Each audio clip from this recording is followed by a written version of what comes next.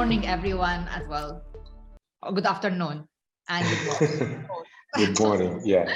Yeah. Thank you again. Thank you again, Dr. Rasha. Ladies and gentlemen, as told you before, again, we thank you for taking off your time and making sure that you're here for this very important press conference.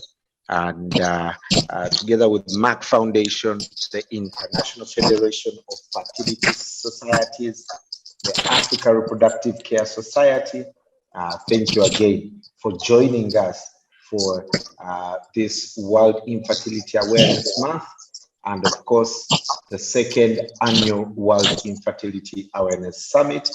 And we couldn't be any happy that you're here today. We have really powerful speakers. First, the president of the Africa Reproductive Care Society and president of the Academy of Medicine Specialties of Nigeria, Professor Dr. Oladapo Ashiru, who will be joining us in a few minutes. And also the president of the International Federation of Fertility Societies, Dr. Edgar Mokano. Is that what is the right pronunciation, Dr.? Mokano is correct. Mokano is correct. Thank you. Fantastic. Thank you again for joining us. And of course, the CEO of Merck Foundation, and the president of Merck Foundation More Than a Mother campaign, and the chairperson of the Africa Reproductive Care Society, Senator Dr. Rasha Kelej. Welcome once again. And to open, I'd like to invite Dr. Rasha Kelej to give her remarks. So thank you very much. Good morning, Professor Edgar. Good morning, Professor Ashiru. Good morning, all our Merck Foundation alumni and media representative who gave us the time today to join hands together with Merck Foundation and International Federation of Fertility Societies and Africa Reproductive Care Society, which is presented by Professor Ashiru as well, to raise awareness about fertility and mark the World Infertility or World Fertility Awareness Month. This is going to be something we're going to do annually together with IFFS and ARCS and Merck Foundation, that we take the opportunity of June, month of June, which is the World Fertility Awareness Month, to try together to create a culture shift and break the infertility stigma, especially around women and couples in general, definitely. But as we know all, and as we know that Merck Foundation More Than a Mother campaign was created to relieve the stress and to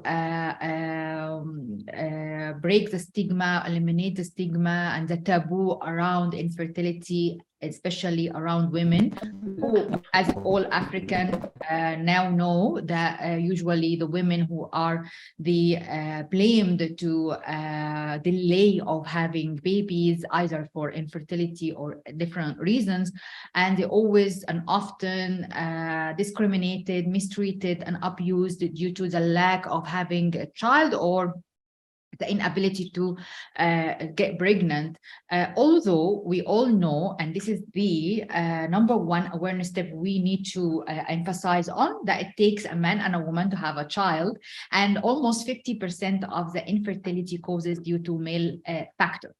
This is the thing that I want you to put on the top of your media coverage today, and the awareness that we want to create during this month and the whole year. Also, we need to emphasize that infertility in Africa is a very high incidence due to that it's 85% of this infertility due to untreated infectious disease, almost 85, because this average, the percentage from year to year. But it's around 85% the causes of infertility due to untreated infectious diseases that can result from child marriage, genital mutation, unsafe pregnancy, unsafe abortion, all the things that can cause STDs and infection that it can be treated on the right time can have a complication afterwards and cause infertility. So while everything we advocate against in our societies, it actually causes infertility. So when we talk about let us end child marriage and stop FGM, it's actually the main complication of these two practices is infertility. So we are actually advocating against also advocating for the prevention of infertility in the same time. So this is very, very important, the connection. And of course, since we're saying that we want to empower women, and we want to empower specifically underprivileged women that they are either suffer from the infertility stigma due to infertility or the infertility of the husband, we want to empower them through education, because through access to information, because with education, educating your girls, first you stop and ending child marriage because they are educated, they have more as a purpose in life and so on. Secondly, is access to information. So they are more aware of the information, the right medical tips, the right information about their human rights and reproductive rights as well, which is very, very important. So education is very important. Therefore, had also promoted a lot of children's storybooks to educate the community from young age. So we're not waiting until we are in our age or your age, but it's better to educate the children in young age about first the respect of family, and family with love, and the values of the family with love and respect to husband and wife, even if they cannot have children. And here there is a lot of information about infertility. It's called David's Story, and this is being revised by all countries with the first ladies of each country to see it's fitting with the culture and everything. And it has a very, very important, and every country with the first lady of this country has changed the name from David to Kofi, for example, in Ghana, or other names in Musa in Gambia, other names in each country. This is very important. Promise me to publish it in your outlets and your websites and wherever you are, because it's really good, even for adults to read. And of course, educating Linda, it's about supporting girls' education. And we believe the strategy of prevention of or eliminating infertility stigma is through also educating girls, which is very, very important. But also, we have here Ride into the Future. It's also a story about education and supporting girls' education, and Rescue Jacqueline, which is also about ending child marriage and supporting girls' education. All these things are a tool, strong tool to create a culture shift in our community. Of course, we created songs with artists, and we launched very important awards like the Best Song Award, and you know about it, the Best Film Award, the Best Fashion Award, and the Media Recognition Award, whereas the media can cover stories about infertility, stories about women suffer with the infertility stigma, or couples, and how to address this issue and this sensitive and critical issue in each community, with educational information about how to deal with it, how to prevent it, how to deal with the social impact and emotional stress of infertility. So of course, together with IFFS as well, I would like to invite you that we are going to do our second online annual World Infertility Awareness Summit, WIAS 2023. And this will be on the 1st of June, where we have the Africa Reproductive Care Society with Merck Foundation and IFFS, and presidents of fertility societies across the world, to give you some information to mark together with you the awareness months of infertility. Merck Foundation efforts, beside all this, is not only that, of course, but as you know, we provide a scholarship of 1-year diploma and 2-year master degree from UK universities, and also clinical training of fertility and embryology, that long-term, to doctors from 39 countries across Africa and Asia. The total number is 497, around 500, because this will increase by the day. Scholarships to train these doctors in 39 countries. This number is increasing every day, every month, every year, to be able to make history in these countries by training the first fertility specialist, the first embryology, and of course also the sexual and reproductive care specialist as well, across the countries, across different provinces. So it can be nationwide, so they can be the champion, which they are with us also, maybe on the WIS on the 1st of June. So, for example, in some countries, we trained the first specialists. We made history in the Gambia, in Chad, in Niger, in Liberia, and Sierra Leone, in Burundi, Malawi, Zimbabwe, the first fertility specialist in public sectors, first embryologists in many countries that they maybe have only one embryologist, and they were having a problem to export embryologists from abroad. This is affect the cost and the availability and the accessibility of quality and equitable fertility care in these countries. So follow up and follow us to know more about the impact of this training on the practice of fertility care and reproductive care in these countries. And there's amazing success stories. For example, last month I was with the First Lady of Burundi, and we inaugurated the first public IVF center in Burundi. It's a frog leaping activity that it's actually very impressive. It's like a miracle to have this IVF center in the public sector in, of course, the developing country that lacking, of course, many financial resources. But this is a great achievement that it is with Her Excellency, the ambassador of Merck Foundation, More Than a Mother, the First Lady of Burundi. So I salute her here because this is a great achievement. So this is one of the things. We also trained the staff of this IVF center, all of them. And we trained also the staff of the first public IVF center in Ethiopia, the first public IVF center in Rwanda, the first public IVF center in Niger.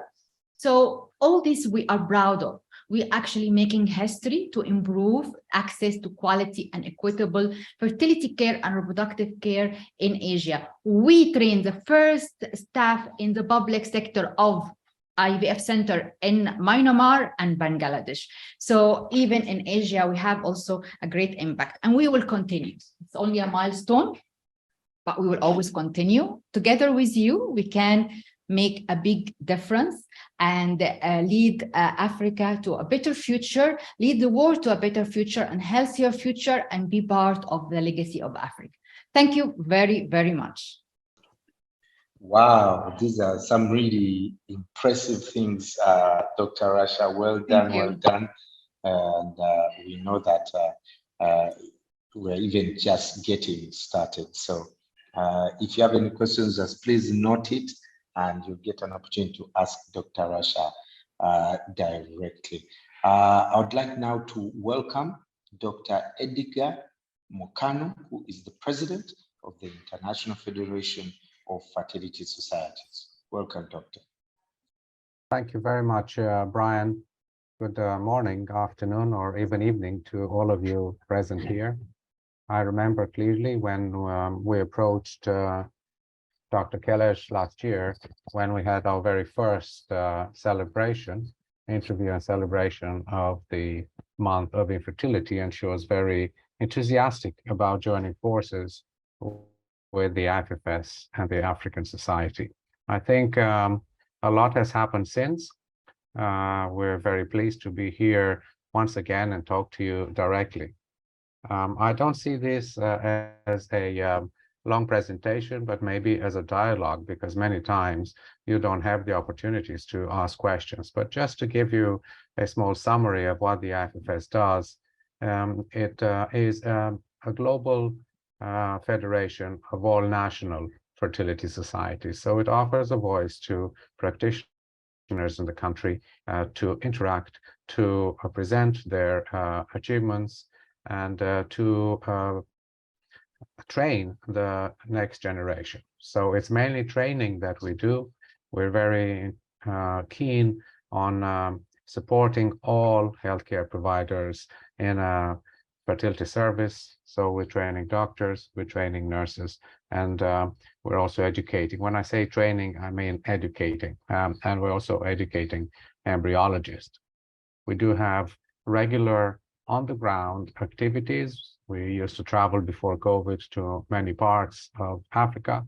The last trip we had was, apart from Senegal and Tanzania, the last trip we actually visited we had a very good session in which we created a society Uganda, I think, Professor. I think yeah. Uganda and Ghana as well. You've been Ghana, there. it was Ghana. Thank you Ghana, so much. Ghana. We're in Ghana at the request of the Ghanaian Society to support them in creating a fertility nurses society. So we brought our team, we did a curriculum activity for doctors for 3 days.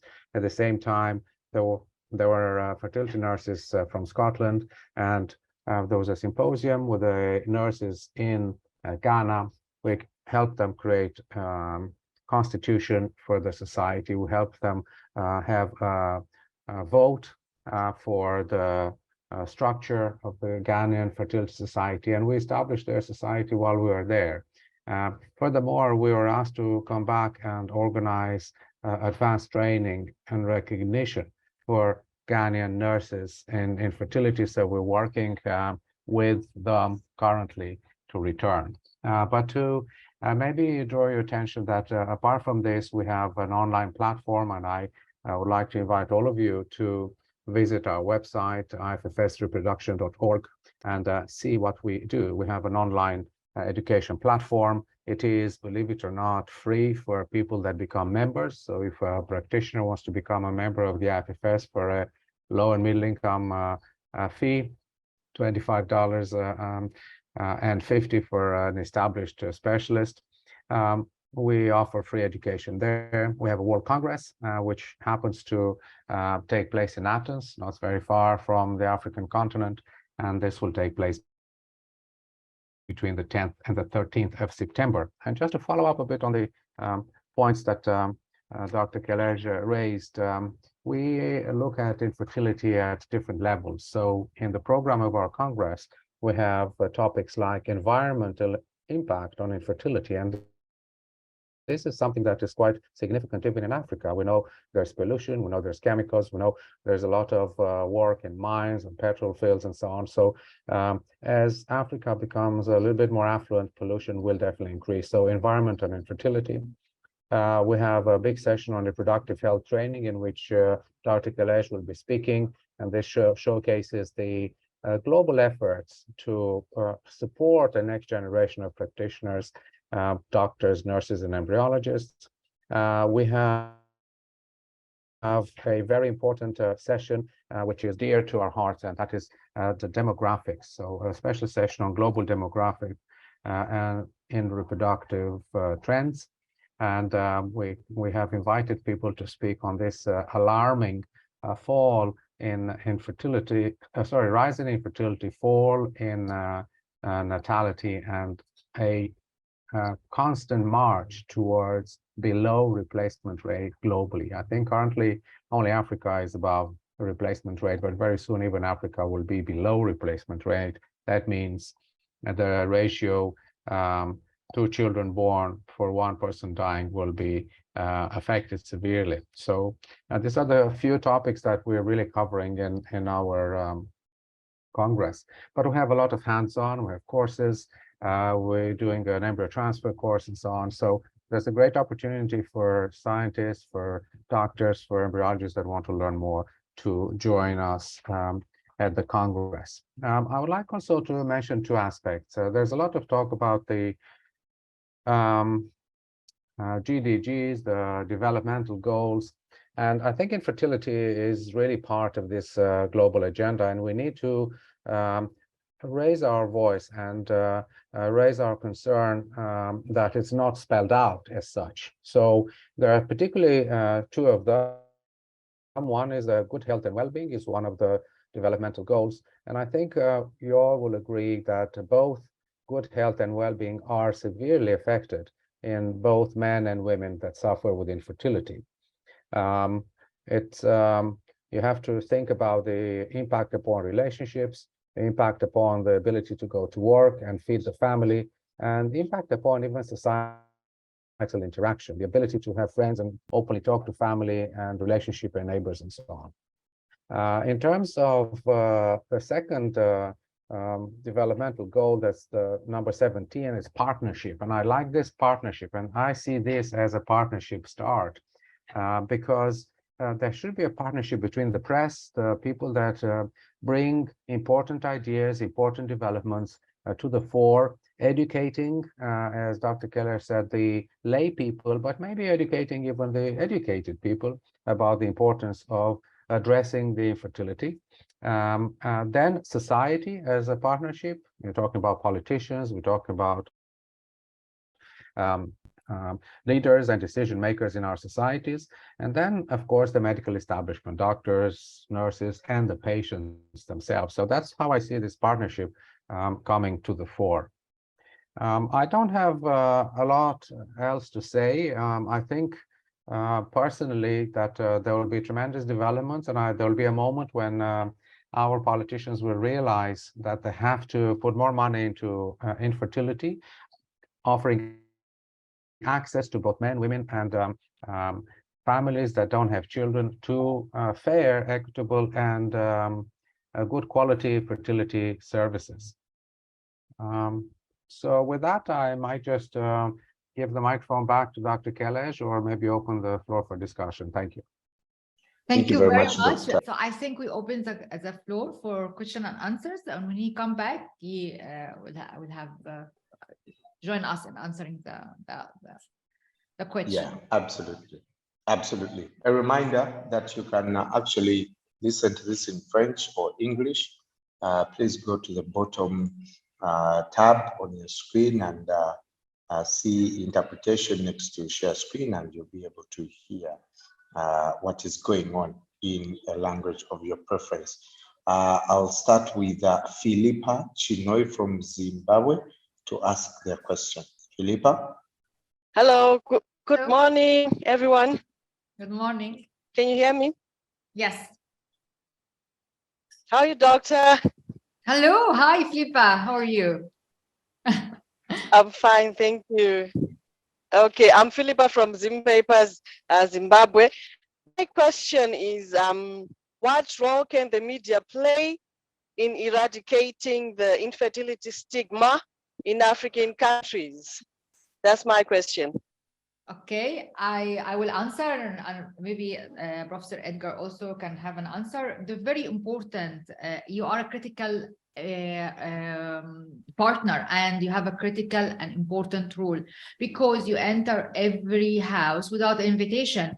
You have your online outlets, your print, your radio, and your TV, and your social media now, to be able to influence and educate and be the voice of the voiceless for people who cannot express themselves and what they suffer, for example, for fertility, the stigma and the lack of information, and where to go, what to do, what is happening. All these things that it's very important that media can provide in a language that the community can understand, not a complicated language like scientific language from doctors and other people. And this you can do through our for example, the training that we're providing about this topic with the scientific information, or through engagement with our fertility doctors that we train in your countries. So you can ask them the questions you want and you feel that can be important for the people who suffer with infertility to know. This is about the scientific part, but about the social part,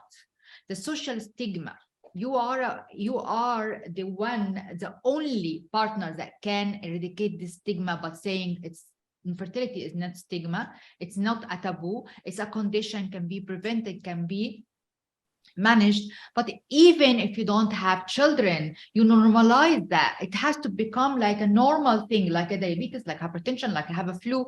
It's normal thing that you live with, and you can be still productive member of society. You should be respected as a human being, whether you have children or not.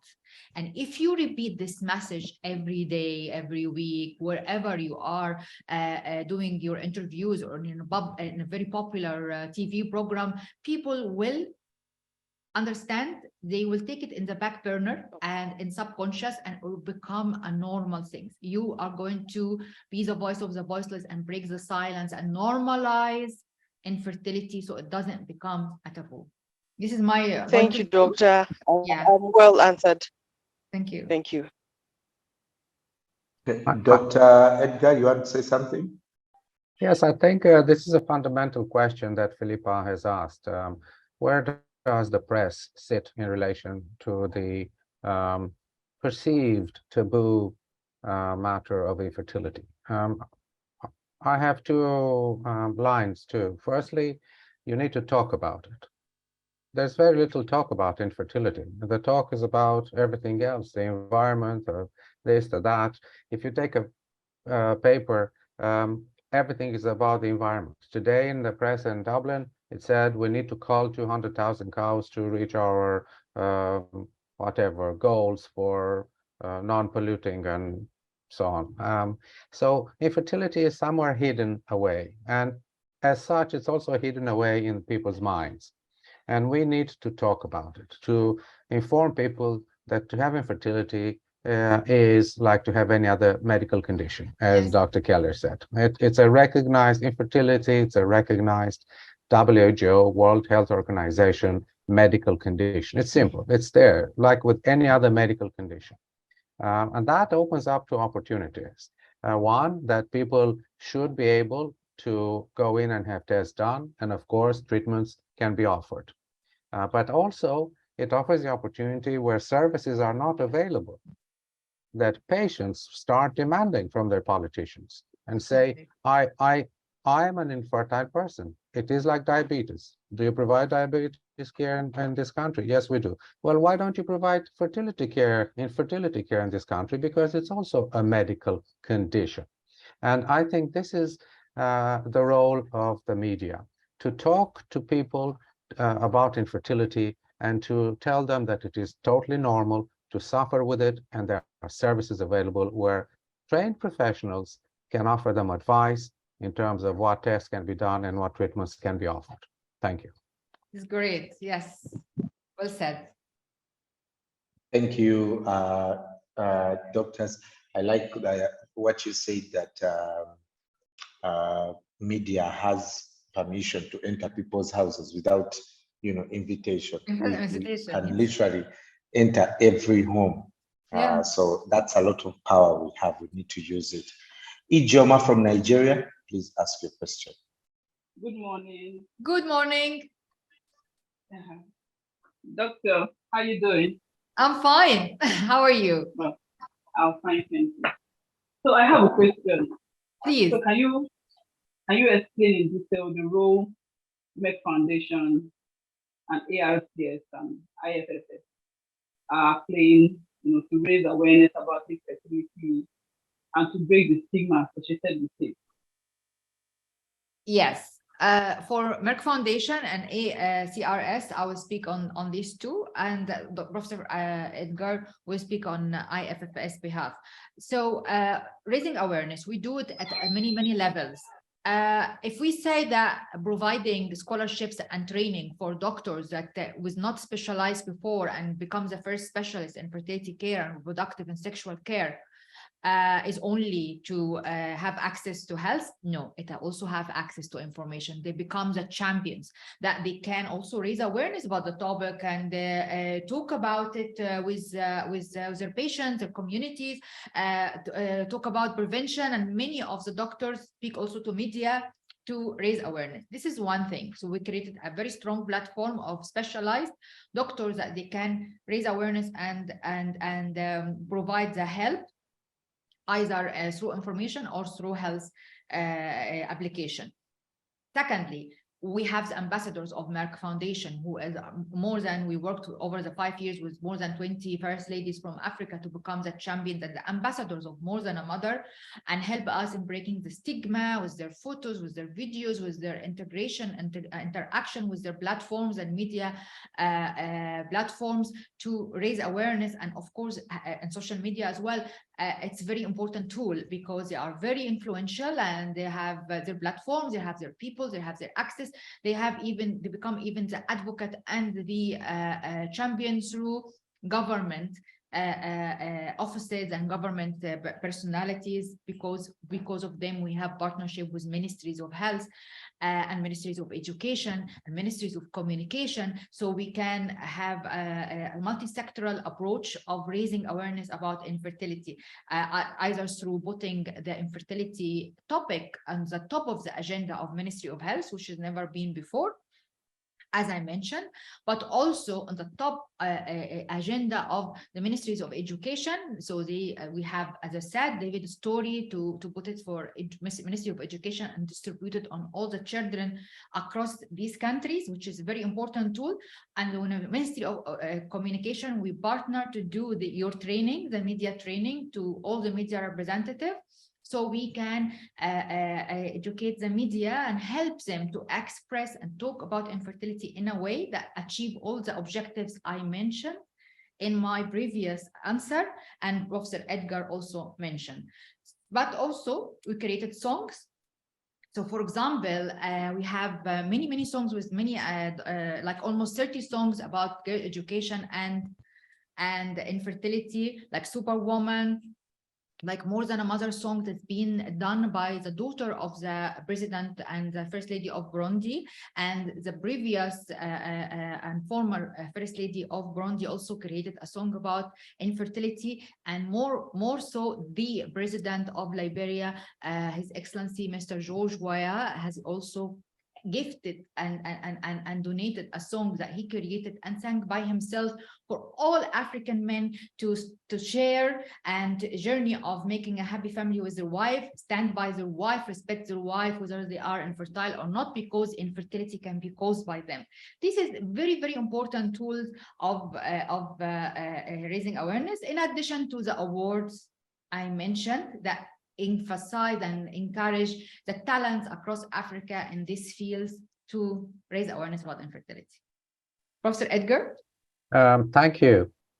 Yes, primarily I take the liberty just to share, because sometimes words are going, but if you see something, it's a bit different. So as I said to you, the IFFS is mainly an education entity, and we aim to train our practitioners more than anybody else. So on this page, for example, you will see under education the pillars of our education. The World Congress, we have knowledge pills and chat with the experts, where we can invite people to deepen their knowledge on different topics. And then we also created a academy, and this academy is live, and we have quite advanced courses for different audiences, like quality and safety and infertility, introduction to infertility, and we're now publishing the unexplained infertility one. But to move back to what I wanted to say in relation to raising awareness, I think one of the very important publications, and you are press people, so you understand, is the IFFS surveillance. And the surveillance might sound a bit unusual, but it basically looks at the practices in each country. What does a certain government or country allow in terms of investigation, in terms of treatments, in terms of access and so on? So you can see here, this is the latest one, and maybe you would be keen to go and read it. It's a large document. It's the 9th edition, 2022, and you can see how many centers of IVF, what are the legislations and policy guidelines.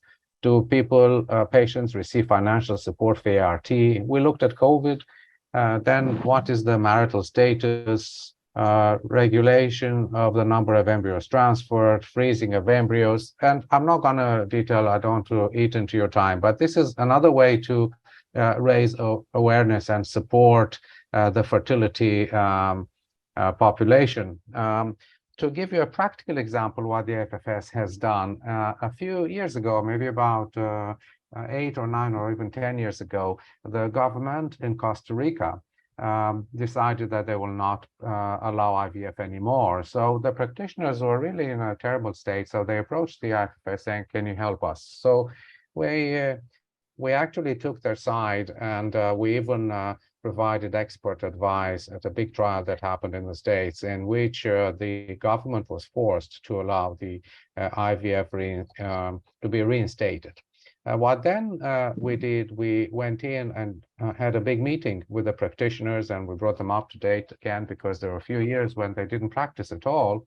And then, to our surprise, the Costa Rican government contacted the IFFS saying, could you please come in and help us? We want to do this right, so give us some advice. So we sent a group of experts that stayed with them for a whole month. So here it's about providing expertise that is available at global level wherever is needed. In terms of Africa, I've already given you some examples where we've trained people, but we're not really coming in to advertise or do something like that. We respect the individuality of each country, but we will always respond with a yes if there's a particular request to help. Thank you. Thank you very much, Dr. Edgar. That's really incredible, the work that is being done, especially that even some countries have already walked this journey with you. If you have a question, please feel free to also type it in the chat. We'll be able to answer that. There's a question from Essa Ba from the Gambia, who asks, is there a relation between infertility and sexual performance of a man or woman? No, there is nothing. I mentioned that many times to the media training, because this is very much help to break the taboo and the stigma of infertility, especially compared to men. There is no relation between the sexual activity or power and the infertility, because infertility is due to, Dr. Edgar also will describe either the number of sperms is less, or the mobility and the morphology of sperm, which is nothing to do with the ejaculation or the sexual performance.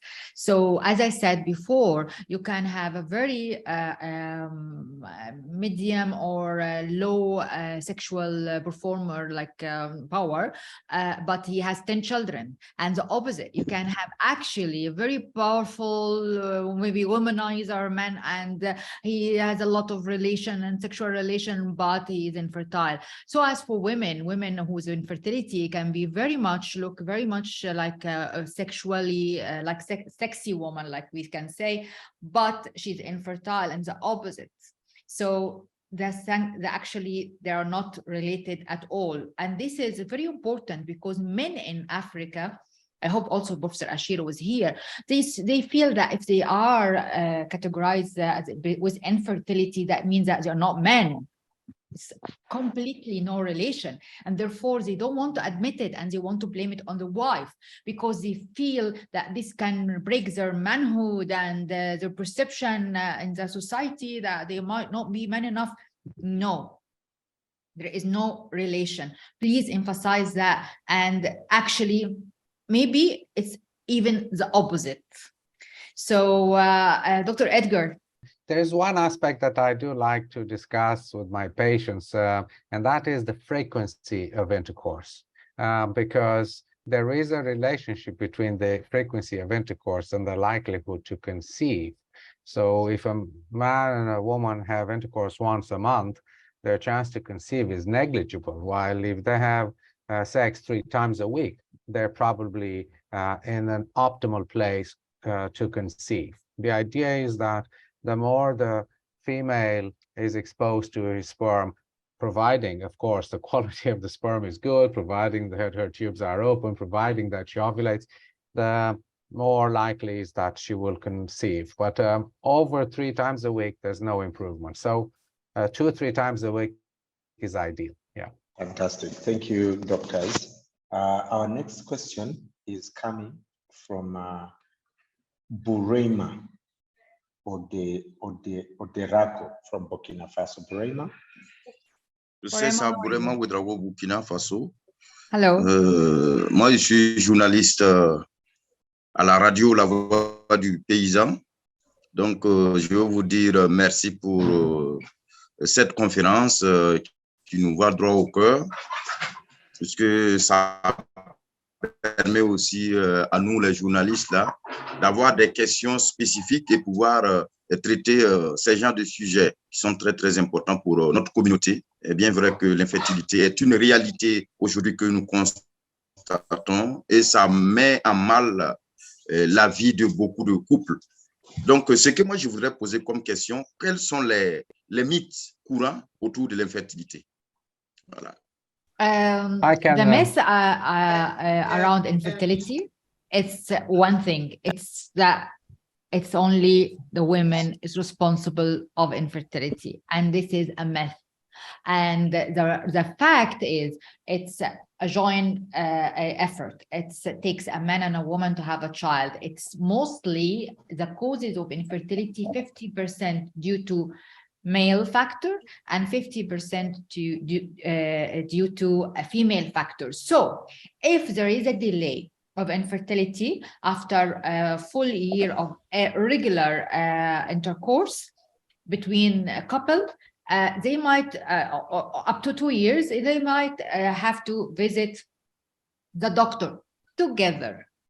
No, he sent his wife and he stay at home because he is the man. He is the one who is doing his job, and he has the all intercourse, and he is sexually okay, and so it's her. No, that's why we said there is no relationship between the sexual activity or power of a man and being infertile or not. He has to go to the doctor and examine, and with his wife for the doctor to identify who is the reason. She might be the reason, he might be the reason, or it might be a joint causes, both of them together. So then he will identify the treatment. And there is a lot of technologies now that they can help them, and it's manageable and everything. The other misconception, infertility is not a stigma, or is not a taboo, because we are more than parents. We are more than a mother, women, and men are more than fathers. And whether they have children or not, they are still human beings, productive members in society. They can add value, tremendous value, more than even parents. Because parents will focus on their own family, but people without children, they might be able to focus on the whole world and the whole society. So this is my opinion. Yes, I think for me, the biggest myth is that infertility is not a problem at present. We hear this all the time, that there's a lot of children being born, and people have children, and infertility is not a matter. Whoever says this misses the point completely. There are two separate things. People that have children are not infertile. They do not have the disease. Couples that cannot have children, they are infertile. So to say that this group are not a problem to society is, in fact, quite shameful, I would say. The second aspect is that society has focused, and rightly so, on contraception for many years now. But this focus has been grossly disproportionate. We spending billions a year, and we should advise our very young generation, our teenagers, not to become pregnant. We know that the risks of pregnancy are far higher when they're teenagers. But we should also discuss, when we provide contraceptive care, fertility aspects. And I think this is the maybe second taboo, that we have to separate the two. In fact, if I were to redesign the world, I'd say that you cannot give contraception advice without giving fertility advice at the same time. And you need to tell people this is a medication that is helping you now not to get pregnant when you do not want to, and you should not get pregnant.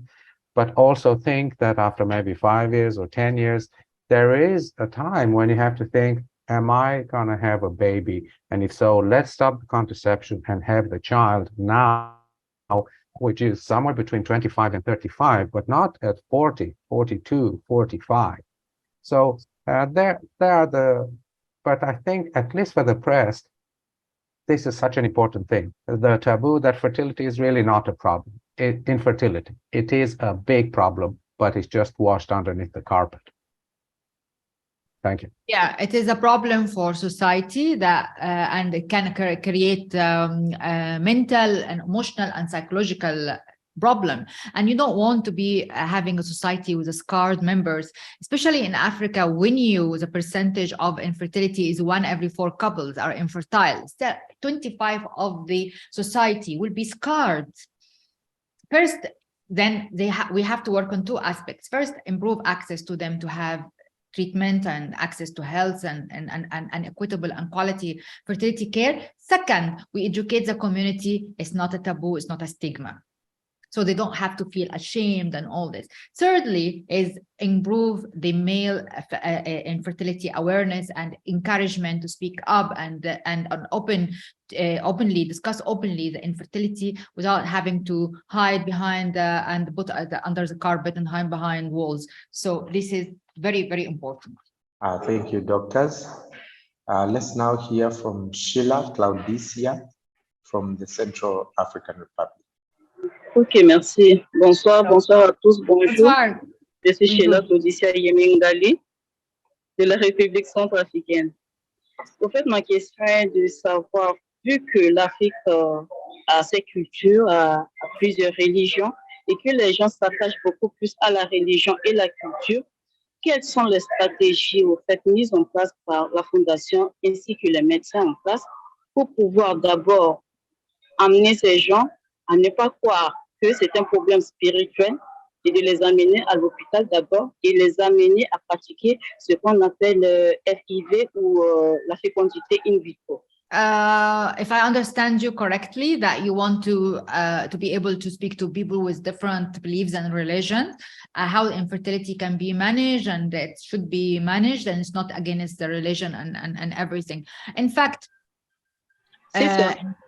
Si c'est parce que beaucoup plus ces gens-là s'attachent beaucoup plus à la religion. So in fact, no, you can always refer to countries like Italy, like where the Vatican is, or like UK, where the church, the British church is, or Saudi Arabia and Iran, where the Islam is, with the 2 Shia and Sunnah. They are actually practicing IVF. So this is something that it's a medication, it's a medical thing, it's a medical condition. It can be treated and with all the aspects of success factors and everything, like treat cancer, like treat other things. So this is from my point of view, but Professor Edgar, maybe because you already had the case of Costa Rica, and this was due to religion factor that they didn't want to do IVF anymore. So maybe you can give us what they can say to the different religion groups. I think providing fertility care is an opt-in therapy. In other words, society should not go out to people to say you have to have fertility treatment. At the same time, we live in a civilized world, and we cannot impose specific therapies against cultural or religious beliefs. Yet, As already mentioned, the different countries have found different solutions to the same problem of infertility. And talking to the religious leaders and understanding why certain things are done differently in different parts of the world is an interesting experience. And particularly, I always admired the Egyptian approach and the fact that the Egyptians have dialogued and sat down with the religious leaders to understand if there are any common ground, if there is any common ground that could help both the religious leaders to understand infertility and the trauma and maybe apply it to their theological background, but also patients that could comfortably discuss with their religious leaders the possible access to such therapies. So there are very few points in providing fertility therapy that are difficult from a religious perspective, and that is mainly the embryo in vitro and is it life or not, and should it be destroyed and so on. And many times just understanding that if you do IVF, you do not actively destroy an embryo. The embryo doesn't continue growing. It's a big difference between saying I put a seed and a plant has grown and then I cut it so it doesn't survive, or the plant actually stops growing. You water it and so on, but it stops growing for whatever reason. So these nuances are challenging. But as already said, different countries have found solutions, and there are very few countries in the world that will say you can't have fertility treatment, it's against the religion and so on. I don't know if that answers your question, Shella. Okay. Our next question, Bukola, go ahead with your question. Good morning, Dr. Rasha. Good morning. Okay, it's nice seeing you after a while. Thank you, and you too. Nice to see you. Same here. My question is, what brought about the interest in infertility issues? What made you go into this line of work? I think she's saying what inspired your interest in infertility. Okay. Okay, I mentioned that before. In 2014, I was on a trip around Africa for diabetes awareness campaign, and I met women in Uganda in a place called Tororo. And they said that we had diabetes, we have hypertension because we have infertility. So I asked them what is the relation? She said because of the stress, the stigma, the mistreated, the discrimination, and they told me horror stories about them. So I put the thing in my mind and I said, no, we have to create something to raise awareness about infertility and say to these women that you are more than just a mother. You should not be treated this way or discriminated or abused physically and psychologically because you cannot have a child. And then we met a lot of their men, and he said, I married 35 times and I didn't have a child and they are all infertile. And we have to reason with him, and I say, must be you are the infertile because these all women cannot be infertile. And then he got it. And then we said, there is a lack of information here, because he after that apologized to the women and apologized to his first wife, and they are all in the same community and same village. So there was a lot of incidents, Brian, that I felt that it happening. Then comes Jacqueline's story when they called me and they said there's a lady who suffered the amputation of their both hands because of infertility. I said, what? I mean, her husband just amputated her because she is infertile? No. Because he is the one who's infertile and he does not want to admit it or coming to the society or his family, so he wanted to kill her, and because she was protecting herself, he amputated or cut her both hands, and she has to suffer the stigma of infertility by this physical violence.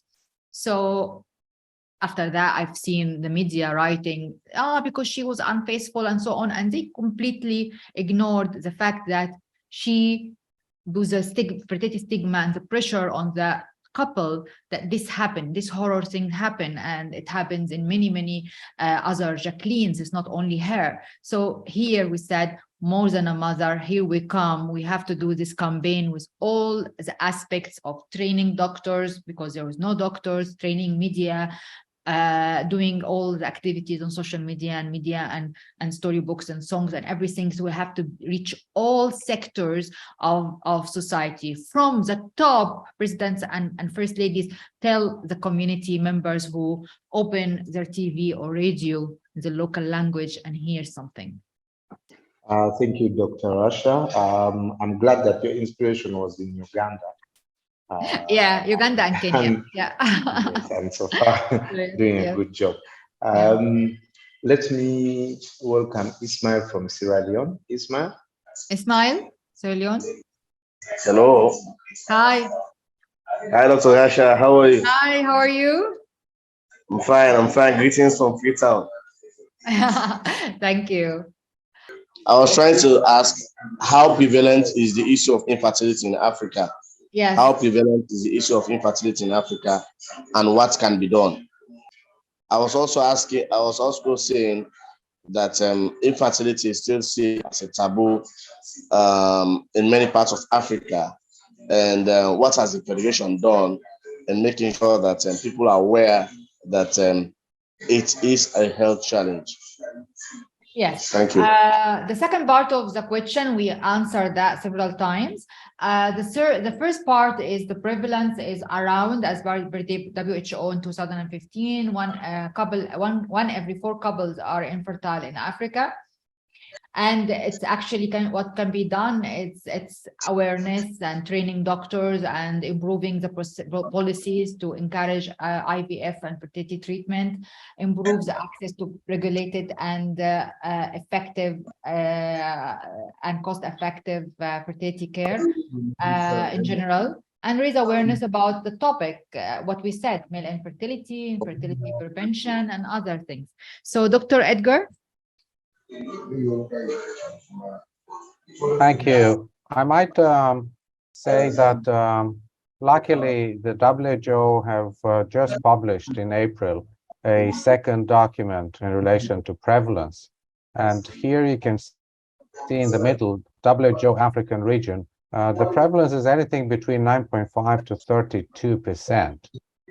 Now, let me just repeat that, 9.5 to 32%. If you look at all the other regions, America tops at 15%, Eastern Mediterranean region, 15%, European region overall, 34%, WHO, Western Pacific, 28%. So Africa and Europe are nearly the same.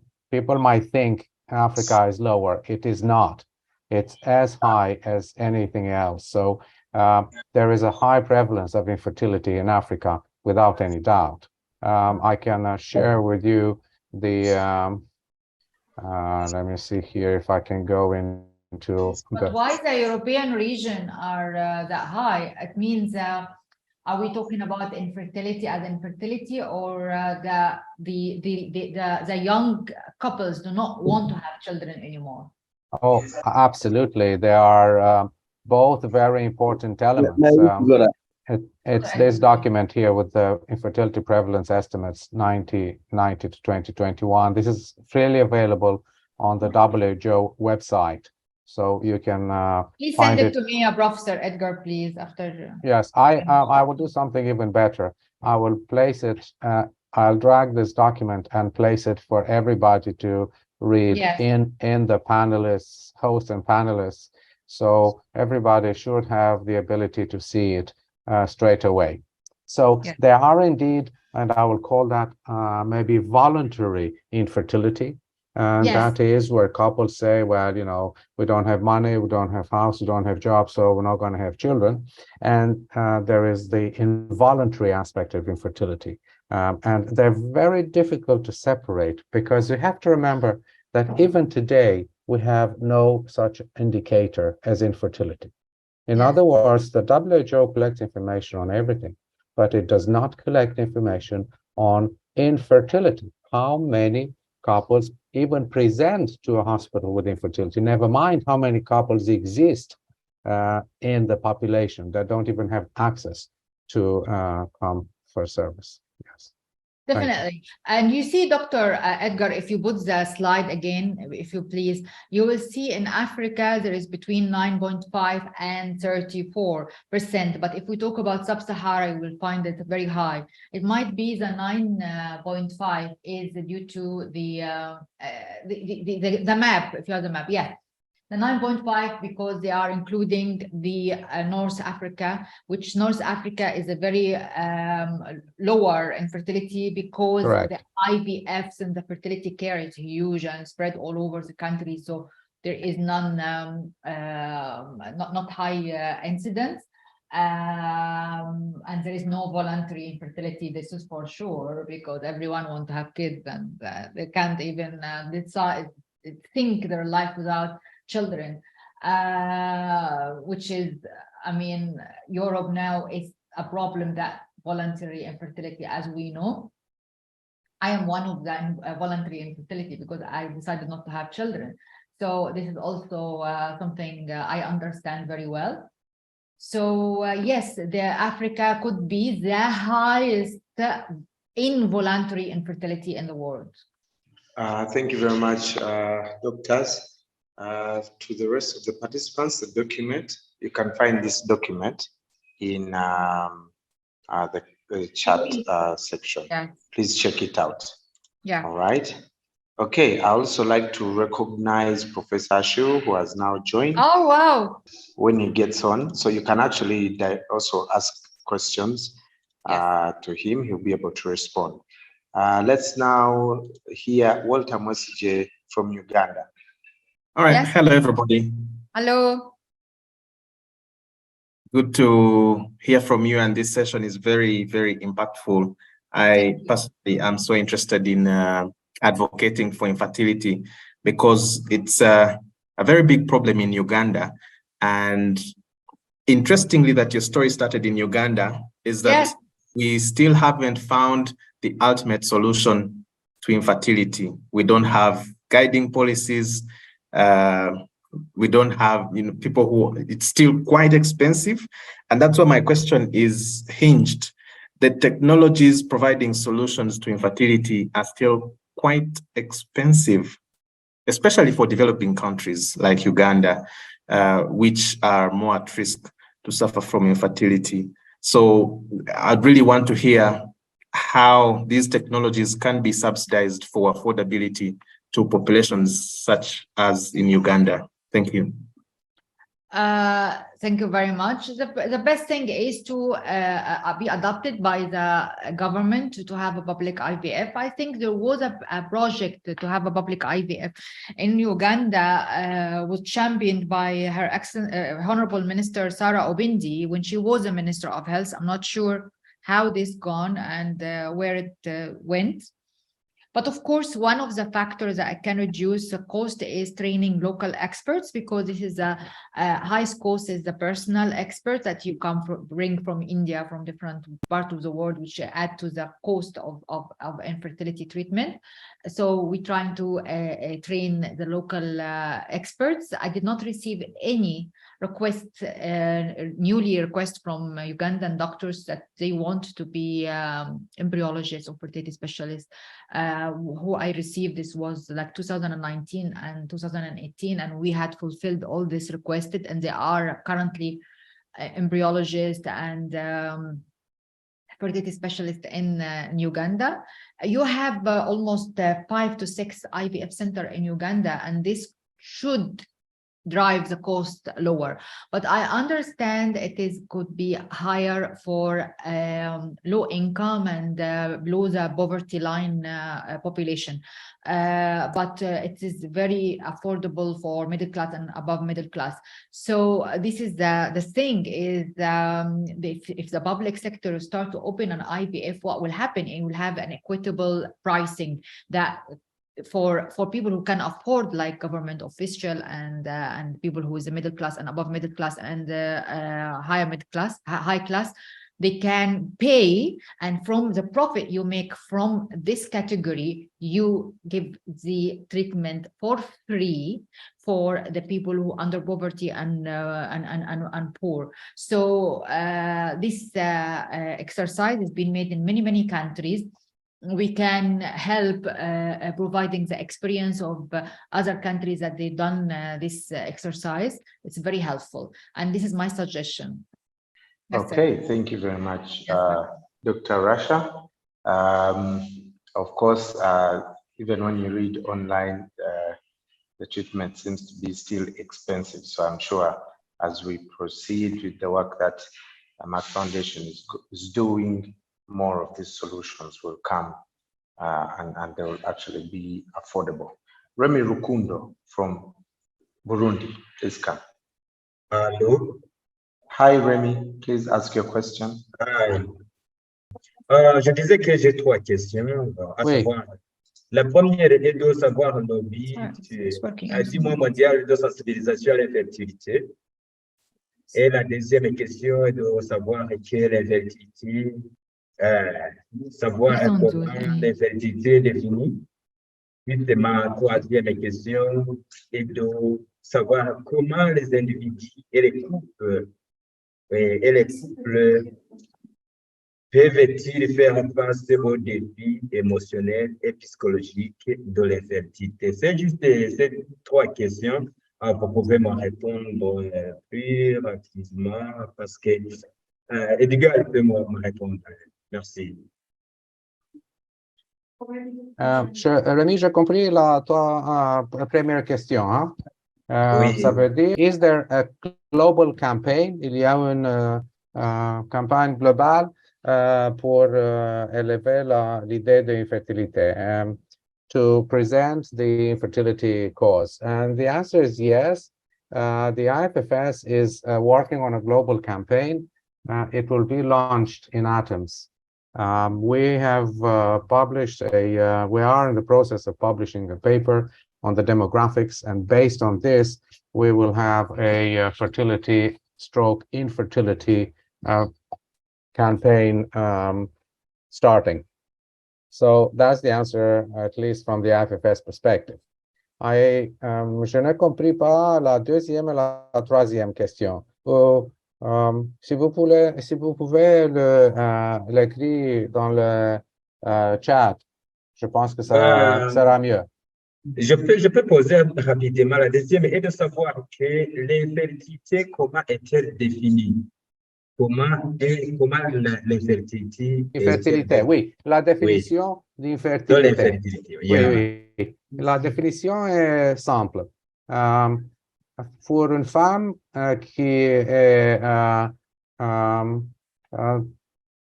jeune, l'infertilité est 12 mois de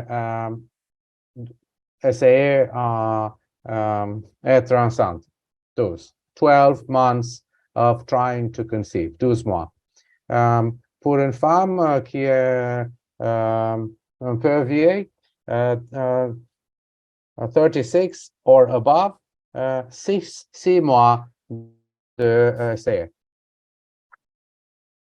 Merci beaucoup. La troisième question est de savoir comment les individus ou les couples peuvent-ils faire face aux défis émotionnels et psychologiques de l'infertilité.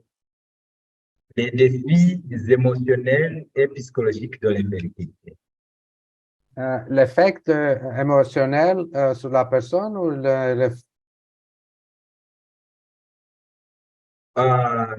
donc, les défis qui peuvent venir aux couples infertiles, ainsi que comment ils puissent quand même faire face, ils puissent combattre et continuer à vivre étant dans de telles situations. Je pense que l'infertilité est un problème social. Dr. Kelej a mentionné la femme qui a eu le 2 armes amputées. Hein? Ça veut dire il y a un grand impact d'infertilité sur la vie familiale, sur la vie de la village, sur l'habilité de travailler ou gagner d'argent. Il y a une solution pour ça, à part d'éducation, où on éduque la génération jeune. Il n'y a pas d'autres solutions, je pense. Le support de la société, support de la profession médicale, oui, mais ça, c'est pire. Alors, comment les couples infertiles peuvent faire pour lutter contre la stigmatisation à leur foyer? Oui, il y a la stigmatisation qui se fait parler dans la société. Alors, comment les couples infertiles puissent faire pour lutter contre cette stigmatisation? Parler avec l'autre, parler avec la famille, parler entre eux, parler avec les politiciens. Il faut qu'on parle. Ça, c'est la seule solution, je pense. Influencer les gens qui gagnent du pouvoir dans la société, ça veut dire voter pour les gens qui supportent la cause de l'infertilité et le traitement d'infertilité. Nous vous disons merci beaucoup. Merci. Merci. Back to Dr. And Kelej. also, my add is when every one of you as media representative, as celebrities, as people who has influence and power in society, like the first ladies of Africa, like the ministers of different things, policymakers, parliament members, leaders, women leaders, men leaders, can speak more about the topic, it will actually normalize it. Remember what you have done in HIV, when HIV was a taboo, and now everyone talks about it normally, and it can really be managed and integrated in society. It's not even like that. Okay, it's even less severe than this. It's a condition, and it does not should not be something that you hide. It has to be, as I said, normal, like diabetes, like hypertension, like flu. When you have diabetes, you say, I have diabetes, I have hypertension, I have flu, I have stomach ache, I have whatever. It's normal. This is exactly how fertility or infertility should be treated. And with all this online and platforms and meetings and conferences we are doing with normal community members and people and so on, and social media and more, it will become like this.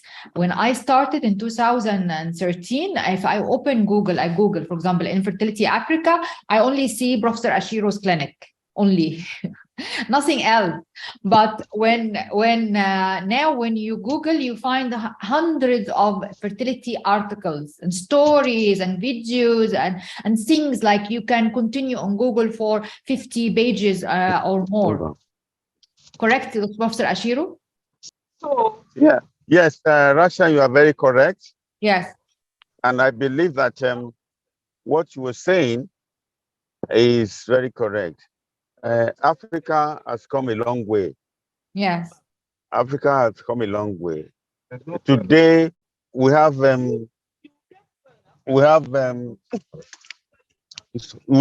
journalists covering stories on Africa infertility. Yes. And I think compared to when we were before, we were much better.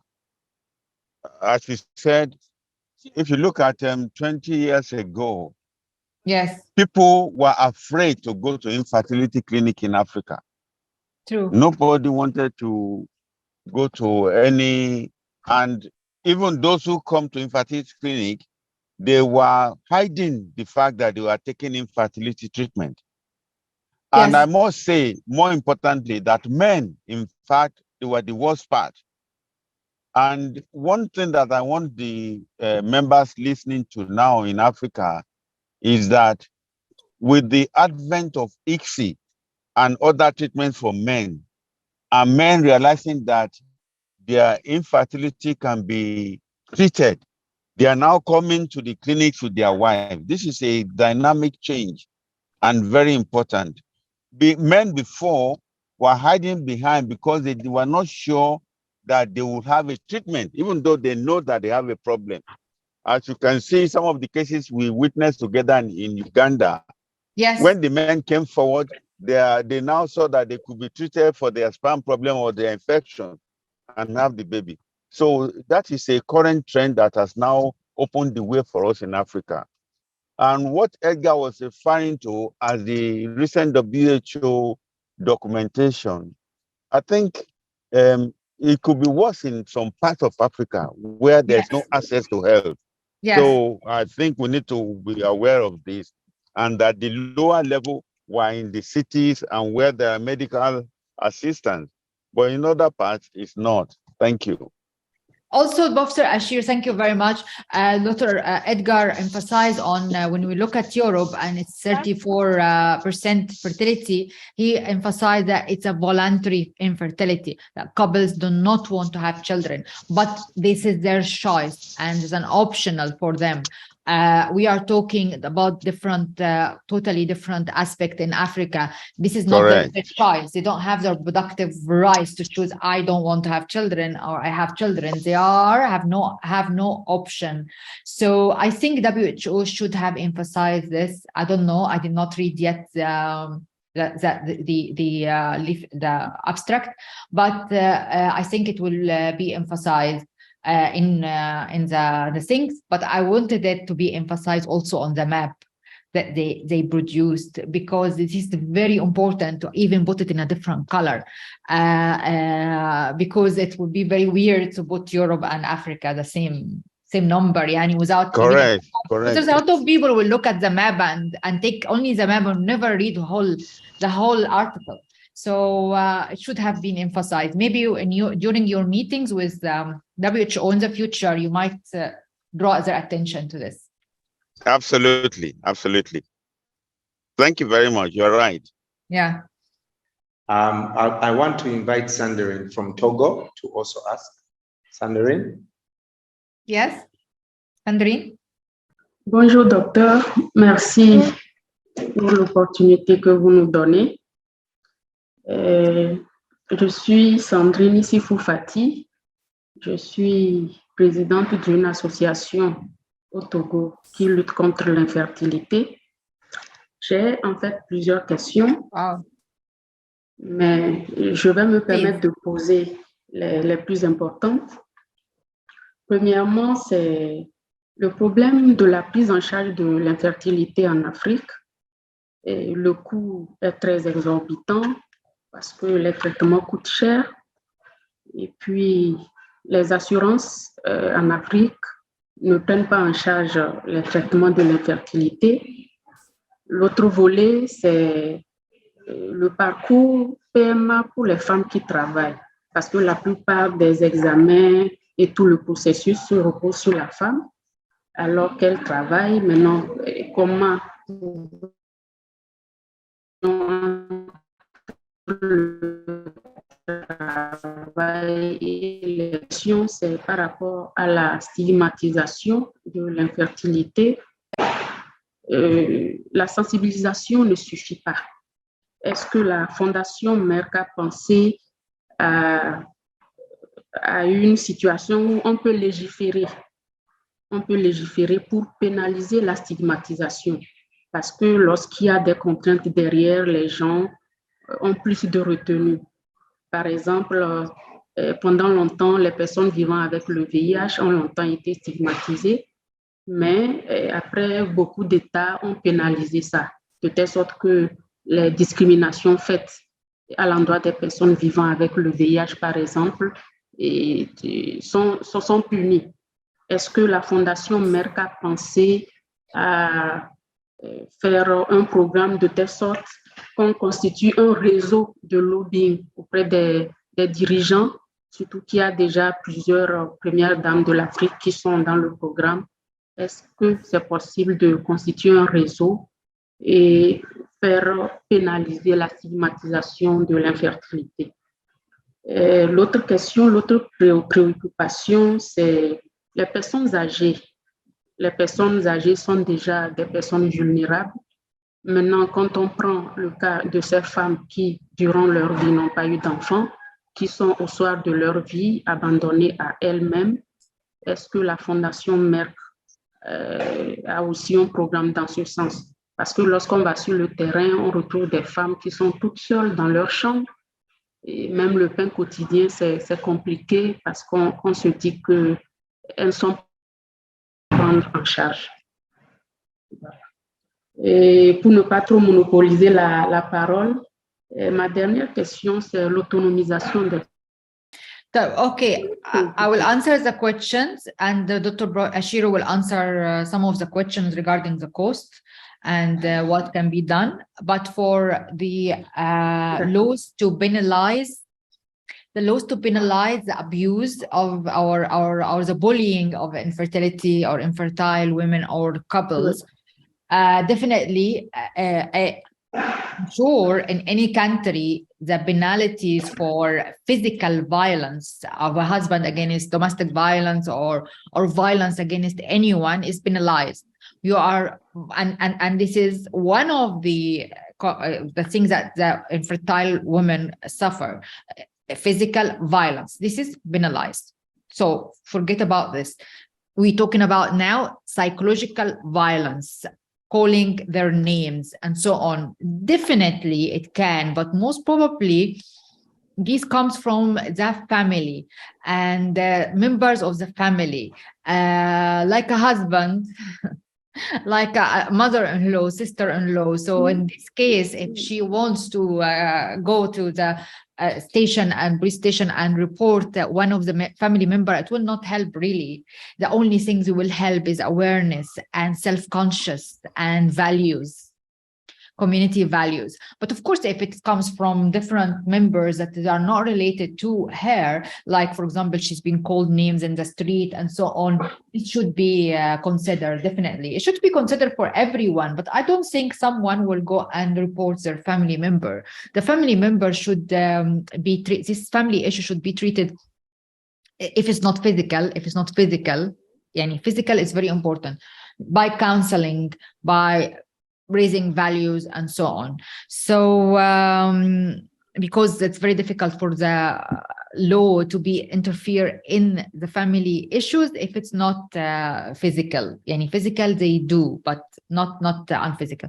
So this is, I think this is what I believe. But Professor Edgar, can you please comment about the questions of Togo? Yes, I don't have extensive experience in Africa, but I might like to comment on the second question. Yes. IVF treatment is expensive everywhere. Yes. There's no country in the world that IVF treatment is cheap.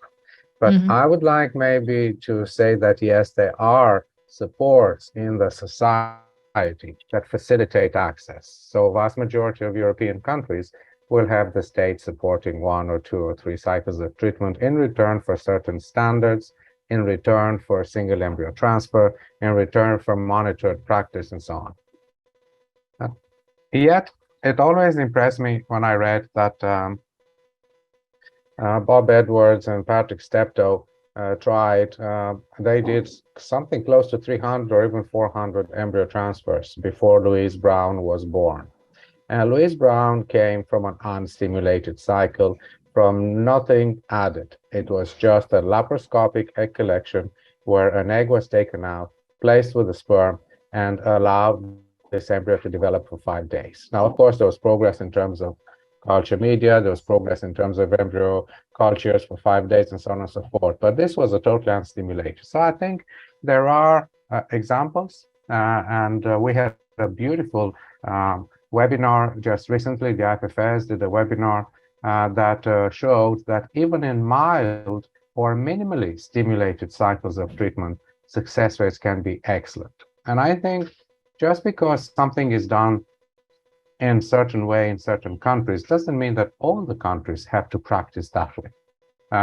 Look at it, for example, Japan. They use little stimulation, they use a bit of gonadotropins, they use a bit of letrozole or Clomid, and they get excellent results. So I think it should be the duty of us to educate ourselves on a regular basis to understand, do we really need to use so much medication? And do we really need to do so many ultrasound scans? And do we really need to bring people from miles and miles? And Africa is really difficult to access. You can't be walking 100 miles by foot just to have an egg collection or an ultrasound scan to see if you respond to treatment. So these things can be, and I think should be, looked at. But is anybody making progress? No, but maybe there is an opportunity for the press to say, why don't we look at other ways to do IVF as opposed to the current ones? We accept them, but maybe let's invent something else. Thank you. Let me just make comment on the cost. Please. The first thing is this. We do not manufacture most of those drugs in Africa. Because we don't manufacture the drugs, there may be problem with cost. However, IVF without multiple hormone analysis, without ultrasound, and just measuring the follicles, and we've been successful. So we have not been able to publish this, but hopefully we will be able to report how we have been able to simplify IVF without too much complex process and multiple ultrasound and hormone analysis with good success. And I think that is the way.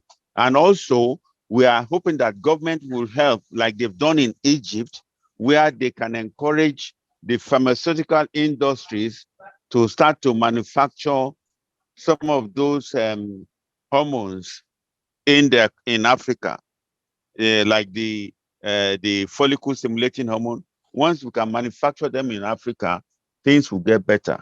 Thank you. Yes. Next question. Okay, good afternoon, everyone. Good afternoon.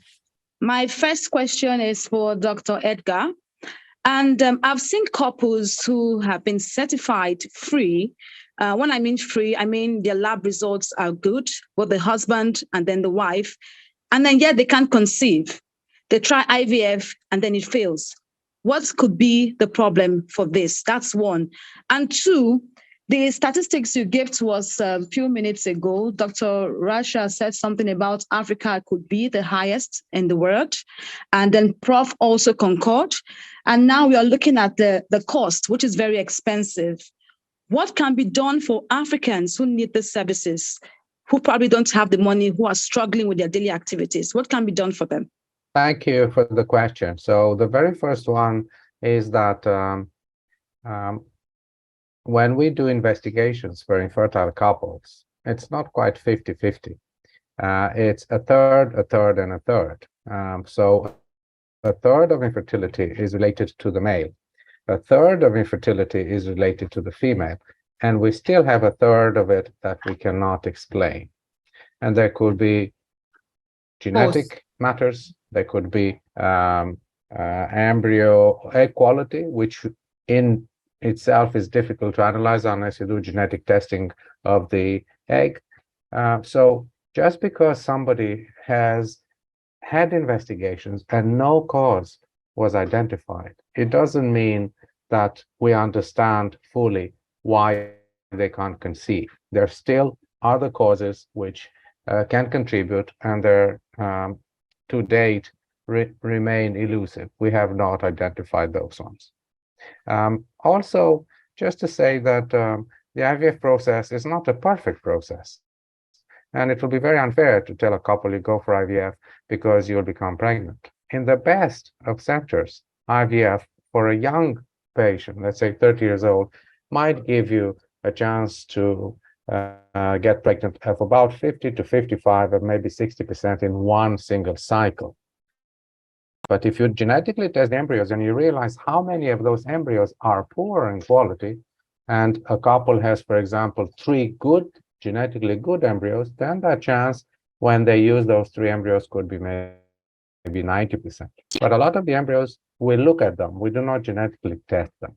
And a lot of them are genetically abnormal despite looking good. It's like the apple.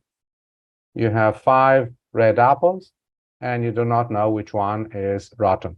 And the only way is to cut or bite into them, and you'll find that some are rotten despite being super healthy on the surface. Such are human embryos too in IVF. Thank you. And for the cost, as I said, I think one of the solution is to train local expert, because many countries does not have local experts everywhere, and the lack of local experts, so there are limited numbers, so that's why they are expensive.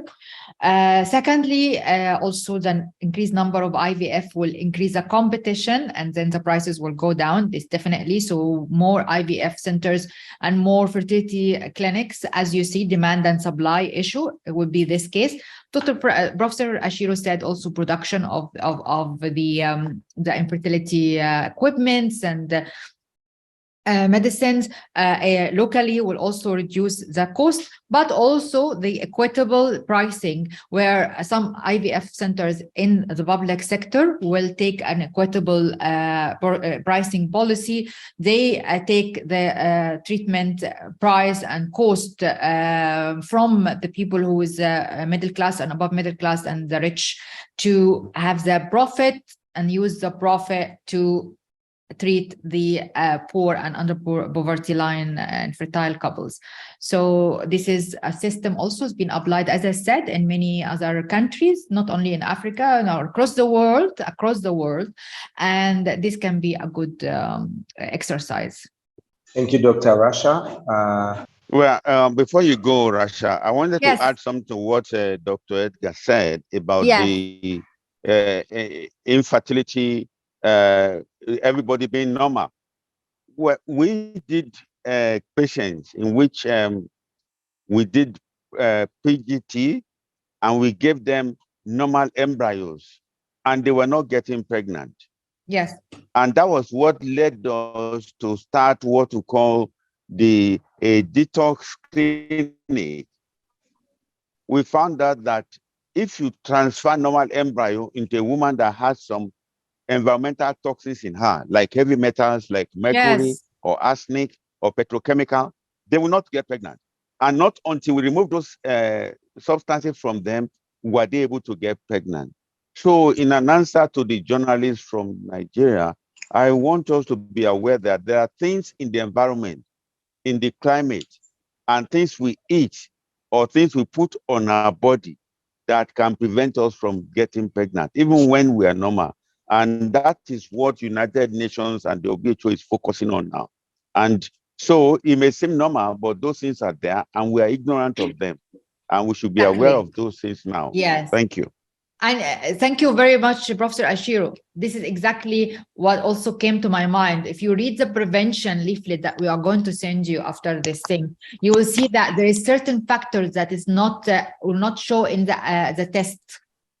Like, for example, Professor Ashiro, correct me if I'm wrong, overweight and below weight, like overweight and underweight. Yes. This is a problem. Yes. Okay. Secondly, too much caffeine, too much certain medication. Yeah, all this stress, stress, Yes. because you might be stressed because you want to have children now. This stress can really make them don't get pregnant. And you see a lot of examples when people sometimes they say, we tried so many times, and when you forgot about it and we decided we don't want children anymore, they got pregnant. Yeah, because the stress gone. So there is a lot of other factors, plus the environmental toxins and petrochemicals and the pollution and certain water that has pollution you drink, and too many things that can actually affect infertility. And if you stop it, you prevent infertility, which is really, great. All right. So, hello, Dr. Kelej. Hello, how are you? All right. I'm doing well by God's grace. All right. So, we in Ghana, we just celebrated World Menstrual Hygiene Day. And there's one aspect about menstrual hygiene that also leads to infertility, which is not, the awareness is not so common in the awareness is so low when it comes to Ghana and probably parts of Africa. I'm talking about endometriosis, which is painful menstruation, which also has a very dire consequence when it comes to infertility. I know someone who is championing it, and there are couples who have had to remove their womb, and females who have had to remove their wombs because of endometriosis, couples who are divorced because of that they can't have children. So I would want to find out from Dr. Edgar so that they highlight more on endometriosis. My other question goes to Dr. Kelej. Merck Foundation, obviously, without any doubt, has played significant roles or has made significant impacts, establishing various partnerships with various reproductive societies throughout Africa. I would want you to emphasize more on the vision for these collaborations that you have made. Okay, I will leave Dr. Edgar and Dr. Ashiro to answer the first question, and then I will answer the second one. Yes, endometriosis is a significant cause for infertility. In fact, it's probably a third in the female causes, particularly in the Western world. We still do not know if it's the environment, something that, because we know that patients that move from a country that has a low incidence to a country that has a high incidence develop the same rate of endometriosis. So it must be something in the environment, the food, the chemicals we use, whatever it is. With endometriosis, the only way to prevent severe endometriosis is to diagnose it early. And I think the awareness that it's not normal. So if the press wants to say something, it would be along the lines of girls need to know it is not normal to have painful periods. And if they have painful periods, they have to go and see a gynecologist. Simple as that, because you can have treatment. You can go in and have a laparoscopy and treat the endometriosis that is very early, and then stop the periods with a tablet that will just take the periods away, and endometriosis doesn't really progress during that time, and then have a family and then continue with no periods. So there are means, but the most difficult thing is to educate the girls to go and talk to their mothers and talk to the gynecologist to say, I have this problem. Could it be endometriosis? That's all. Yeah, to add to that, it is clear now that endometriosis is due to some things in the diet and in the environment, things we put in our body, and most importantly, some of these heavy metals that draw hemoglobin to themselves and attract blood around them, around the uterus. And that is why Dr. Edgar said, if you move to a place where maybe the content of those heavy metals in the water or in the diet, like arsenic and lead, are not there, the endometriosis may be less. Number two is that endometriosis feeds on blood during menstruation. So if you stop the menstrual period, endometriosis will go off. And that is why when they use those drugs, like danazol to stop it, or now we have injections called Zoladex, which is an LHRH analog that can suppress it for 3 months, endometriosis will slow down. But also, it can be diagnosed by ultrasound. If you have a very good 3-dimensional ultrasound like we have in our center, we're able to pick endometriosis and arrest them with these medications, and then stimulate the patient through IVF, get the embryos out and freeze them, and then take them in a normal cycle and transfer when the endometriosis have subsided, and transfer the embryo back into the patient, and then they've been able to get pregnant. So it's a problem that we have to be aware of, and early diagnosis is better. It has also been prominent in women who work and they don't get pregnant early. They take time to go into conception. So it is now important to ask women who are the executive women at workplace to consider family quickly, if not to preserve their egg before they get into that point. Thank you. Thank you very much. There was a question for me, I think. Vision for Merck Foundation. Yeah, can you repeat the question for me? Okay, so I was saying that there is no doubt the significant impact Merck Foundation has made on the African continent. It has formed a lot of partnerships with reproductive societies across the continent. So I would want to find out from you what vision you've had or you have for forming these partnerships and collaborations. Yes. First of all, there in African countries, it's not in every country where was a society or reproductive society. In fact, there was in certain countries like Nigeria, like Ghana, Kenya, and Uganda, and few of them has been established after we provided the training for the first fertility doctors and the first embryologists in this country. So themselves, after graduation, and become Merck Foundation alumni, establish their reproductive and care society or fertility society, which is in fact by itself, it's a great achievement because we contributed to form these societies in many, many countries like Chad, like Niger, like Burundi, like different countries, Liberia, different countries. So this one thing. Secondly, the societies that we are partnering with in different countries, already they are helping us to provide the training for the right candidates because they identify that doctors who is interested and have passion to fertility training or to practice fertility care, practice embryology, practice reproductive care, and identify these names to us. And our vision is to collaborate with them to screen this list and provide the fertility care to the societies, the list of candidates that societies provide. And we do that in Kenya, we do that in Ghana, we do that in Nigeria as well. And of course, as you know, Professor Dabo Ashiro is the president of Africa Fertility Reproductive Care Society, which is Pan-African Society, which is the most active and maybe the only one who is Pan-African. So all Africa fertility care, reproductive care, doctors, nurses, community members, media like you, artists, and all kind of sectors that interested in either raising awareness about reproductive care and fertility care or provide fertility care and reproductive care are member in this society. And this is also our partnership, and we helped establishing this society with Professor Ashiro. I am the chairman of this society, and Professor Ashiro is the president of this society, and this is very important. And we are going to do our annual summit in July, and it will be the second year of this society.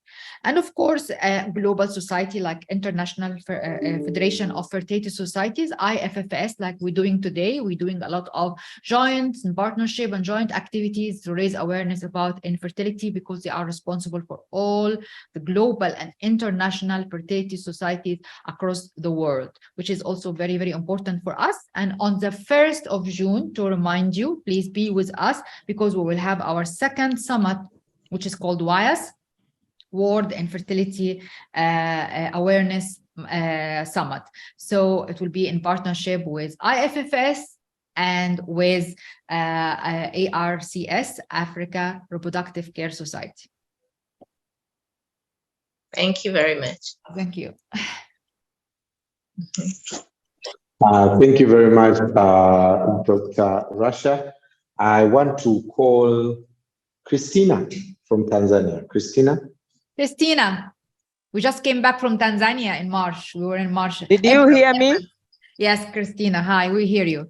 We were in April in Tanzania. We met Her Excellency, the President of Tanzania, Dr. Samia Suluhu. We met the Minister of Health, and we met the Minister of Community Development, and met our alumni in Tanzania. Yes. Thank you, Dr. Rasha. Good afternoon. Good afternoon. Here in Tanzania, it is the afternoon. Yes. I would like to ask my question. Here in Tanzania is one of the developing countries also, the cost of having a IVF is very high, as always going to some hospitals, having this service, the cost is very high, maybe 17 million in shillings in Tanzania. But I would like to ask, how did the ARCS and IFFS make the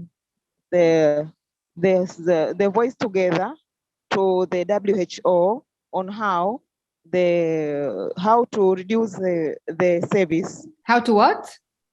How to reduce the cost of service. The cost.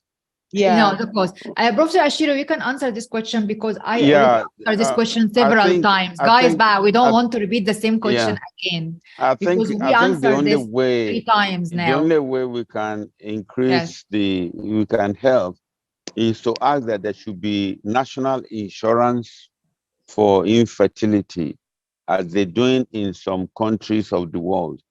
Maybe if there are insurance scheme in Africa, in some countries, they can provide insurance for those people.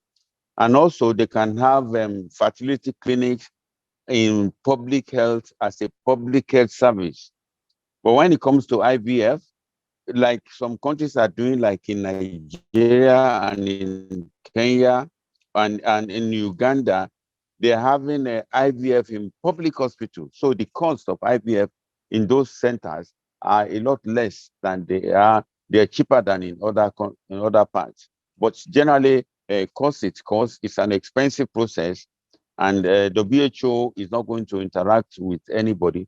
But what we are doing in ARCS, in IFFS, and with Merck Foundation support is to identify manpower development, even providing the manpower and infrastructural support in those countries is getting access to infertility.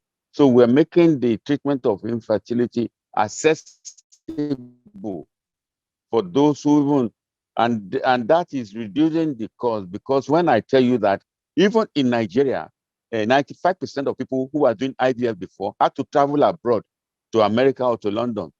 Today, nobody travels outside the country for infertility because the access is there in the country, and people are even coming from outside the country to come and do IVF in our country because it's relatively cheaper than what it is in other parts of the world. Thank you. So I think that is how far we can do. And Christina, if you when we post this on social media, you go back and I answer this question 3 times with all the thoughts I feel that this can contribute to reduce IVF services in Africa. So we no need to repeat this question because we answered everything in it. So we don't have any other answer than this. So Mehak, yes, please. Thank you, Christina. Thank you. Thank you. Okay, thank you, Christina. Let's have Rosalind from Zimbabwe. Good afternoon, Dr. Rasha. Good afternoon.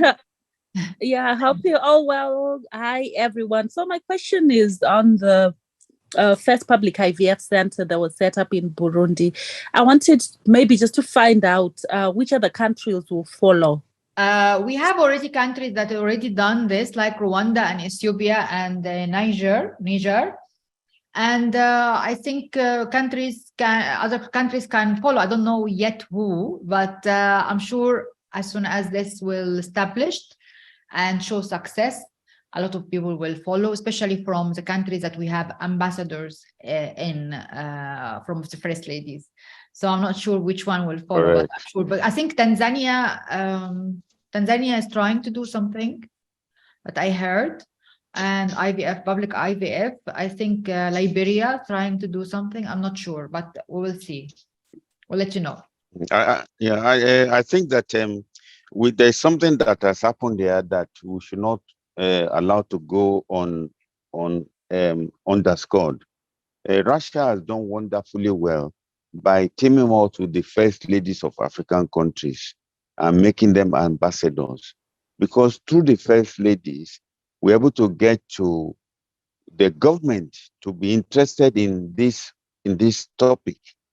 And that is how they've been able to set up public IVF in some of those countries. So I think it's a very magnificent thing, and we thank you for that. And hopefully all other African countries will emulate their first ladies will become ambassadors of Merck Foundation, because it's a very important topic, and thereby establishing focused public IVF in their countries. Thank you. I would like to second that. I've seen it in person. So indeed, I remember participating at one of these meetings. Dr. Kelej, I'm afraid I'm in theater today. That's why I'm always active. So I will have to excuse myself, but I'd like to congratulate you for bringing all these superb people around the table, and Professor Ashiru for his support, and send my regards to all from the IFFS. And we look forward to meeting you. Thank you very much. And thank you for sure. Thank you, Edgar. And we appreciate the support you give leading the IFFS.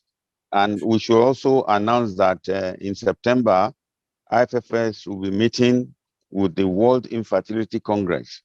And Merck Foundation is also going to be there with the leaders of whoever wins the research award. And we invite everyone here to Athens for the World Fertility Congress in September. Thank you. I'm looking forward. It will be great pleasure. Thank you. We too. Thank you so much. Thank you. Thank you. Bye-bye. See you. So Brian, second question. Next question, if there is. Yes. Alphonse. Oui, bonjour. Bonjour. Bonjour.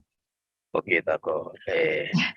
Je voudrais demander si la prise des pilules contraceptives peut causer l'infertilité chez la femme. Je pense que le docteur Edgar m'a déjà répondu. Si vous pouvez apporter quelque chose, ça peut aller, quoi. Merci. This is a very, very good question. Professor Ashiru, please answer so we can kill this misconception. Very good question. No, contraceptive will not make you infertile. It will not. If you take it for a long time, it is even preserving your eggs.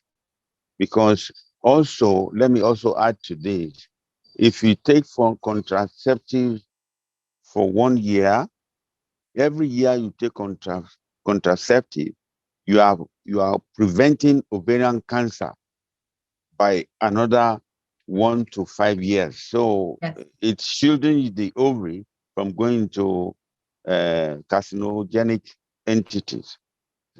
And you are preserving your eggs, so it's going to be there. And we also use contraceptives in preparing women for IVF. So it's not contraindicated at all, and it doesn't cause infertility. Thank you. Also, Professor Ashiru, I want to add something from our heritage and our culture. Do you know what is the mistake baby? Mistake baby that always people have in their 40s and so on, when the woman miss 1 or 2 pills of the contraceptive and just fall pregnant surprisingly. So if the contraceptive pill will affect any of this, we'll never have this 100,000 of mistake babies. We always say, I was a mistake, because my mother forgot to take some of the contraceptive pills during that. Correct me if I'm wrong. Very correct. Yes. If you miss it, the signal is coming. You're going to ovulate immediately. Yeah, even when she's 38 or 40. So we in our families, we always have a mistake baby, like in your aunt or in your cousin or wherever. And this is always due to misconception that missing tablets and even older age. So you feel the gap between the child 16, 14 years, and you say, why this big gap? Because it was a mistake, because, so it's always there. Correct. Very correct. We have the next question from Mafo from Botswana. Okay. Mafo, you may ask your question now. Yes. Good afternoon, everyone. Good afternoon. How are you, Doctor? Fine. I'm good. I have 2 questions. One is, has Merck Foundation encountered any challenges, particularly in its initiatives of eradicating infertility stigma? And then another one to Professor Ashu is, I would like you to debunk an infertility myth of infertility and impotency, because they often get misunderstood. So what is the difference between the two? Thank you. Professor Ashiru, you start.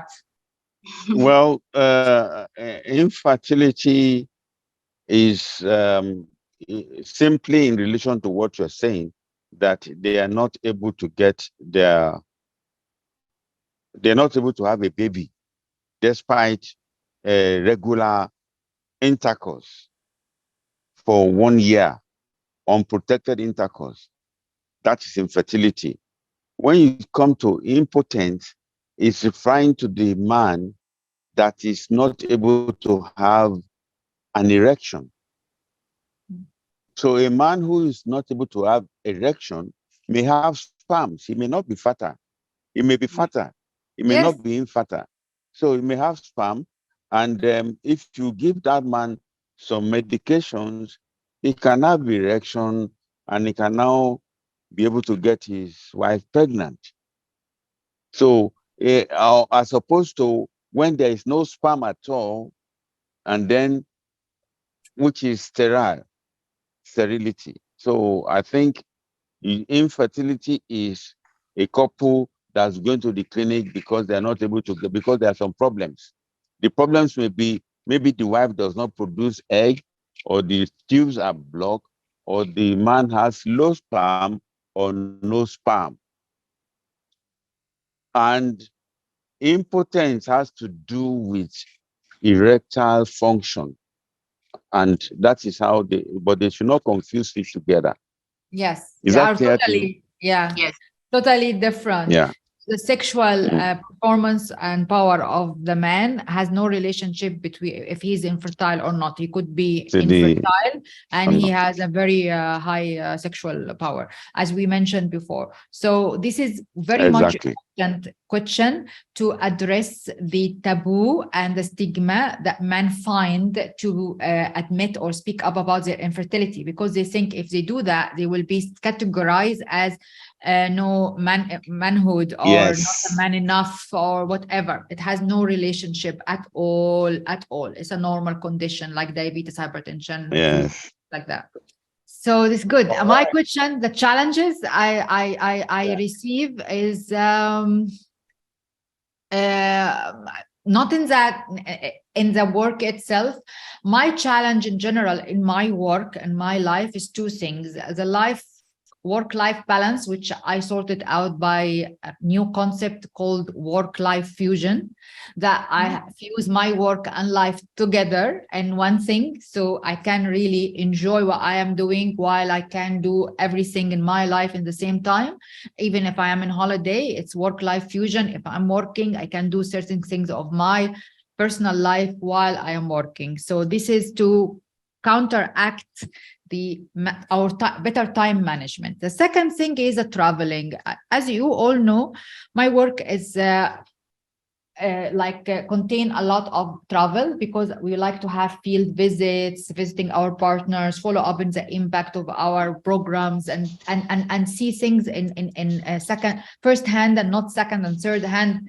I don't want to read things in Google or read it in someone sending it to me without seeing it myself, which helped very much to select or develop the right strategy and the right implementation, the cost-effective implementation strategy as well. So, of course, as you know, traveling in Africa, sometimes it's a bit challenging. Forget about Corona time. I'm not talking about Corona time. I'm talking about the distance between countries that you can, for example, to go to Liberia, it's very difficult for me. I have to go certain else and transit somewhere and so on. And it's the really long distance, even if they are close to each other. So this is the geographic barrier. It's a bit taking a lot of my energy, my effort, my time, but I have to do it anyway. And this is the challenge. But of course, with this online setting and the technologies that we adopted after Corona, it helps a lot to achieve more, to see you more, to interact with you more without having me physically to be in every place. Because of course, we now have a footprint in 50 countries and more. So it's very difficult for me to travel to the 50 countries in 1 year. So some countries I travel to, some countries, and all countries we are meeting on annual summits, on online platforms, different specialty, and so on. So this is one of my major two challenges. Of course, nobody knows that I have flight phobia as well. So you know that with the flight phobia, and the travel, long time and distance, it's a bit of a challenge. But I confront and challenge my flight phobia. I travel anyway and think this is courage, because it's not about what you fear of. It's about what you are doing, even despite your fear. So that's it. Also, Rasha, I think there is also another challenge that you face. Wow. When it goes from one country to the other, sometimes either the Minister of Health or the professionals there, they are resistant to embracing the change.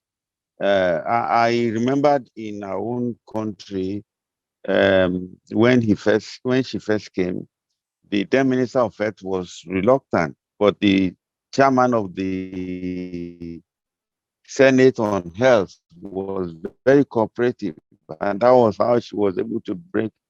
And it was later when they saw the success that they now embrace the change. So I think those it was in the beginning. Now it's not anymore. Things you see, yes, yeah, but now everybody is now recognizing Math Foundation as an established foundation. So all the doors are open for her. Yeah, yes. So it's a historic challenge, but it's existing at point of time, but it's not doesn't exist anymore. Yes. So I think everyone is It's now opening their arms gone. for it now. Yeah, that's true. That's because good. Dr. Ashiro is our long-term partner since we started, like from 2014, I think we met.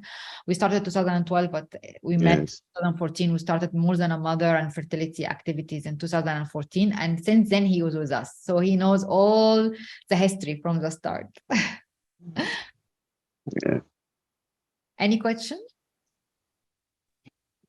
Dr. Rasha, you talk about not being able to go around the whole world, throughout the year. One of the tools you developed was a TV show. Yes. True. Yes. Please talk about tell it. us about you talk about it first. So our Africa TV show was developed by Dr. Rasha Kelej to, of course, raise awareness on issues of infertility, diabetes, and girls' education, gender-based violence, girls' education. And through fashion and art. Yes, through fashion and art, and it was really incredible. Dr. Rasha, talk to us about how the response, especially on issues of infertility, through the show. What has it been? The TV show was really received very much with very much love and the follow up from viewers and followers on social media for each and every episode, which every episode was unique and addressing certain topic, and 3 or 4 of them was about infertility stigma, some of them also about girl education and end child marriage and FGM, several topics, diabetes, healthy lifestyle. It's a 15 episodes. Each episode is 27 minutes, and with a lot of countries involved in each one, from artists, singers, fashion designers, experts from different countries. We shot it all during Corona, and it's broadcasting now in more than 10 countries. And through you also, some of the countries we might have to deal with to give it, because we give it donation for the TV stations.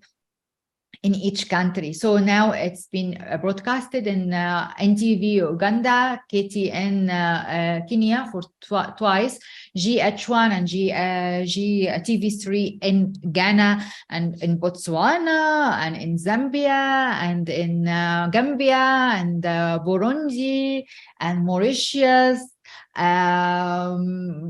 Who else? Sierra Leone, of course, and Liberia.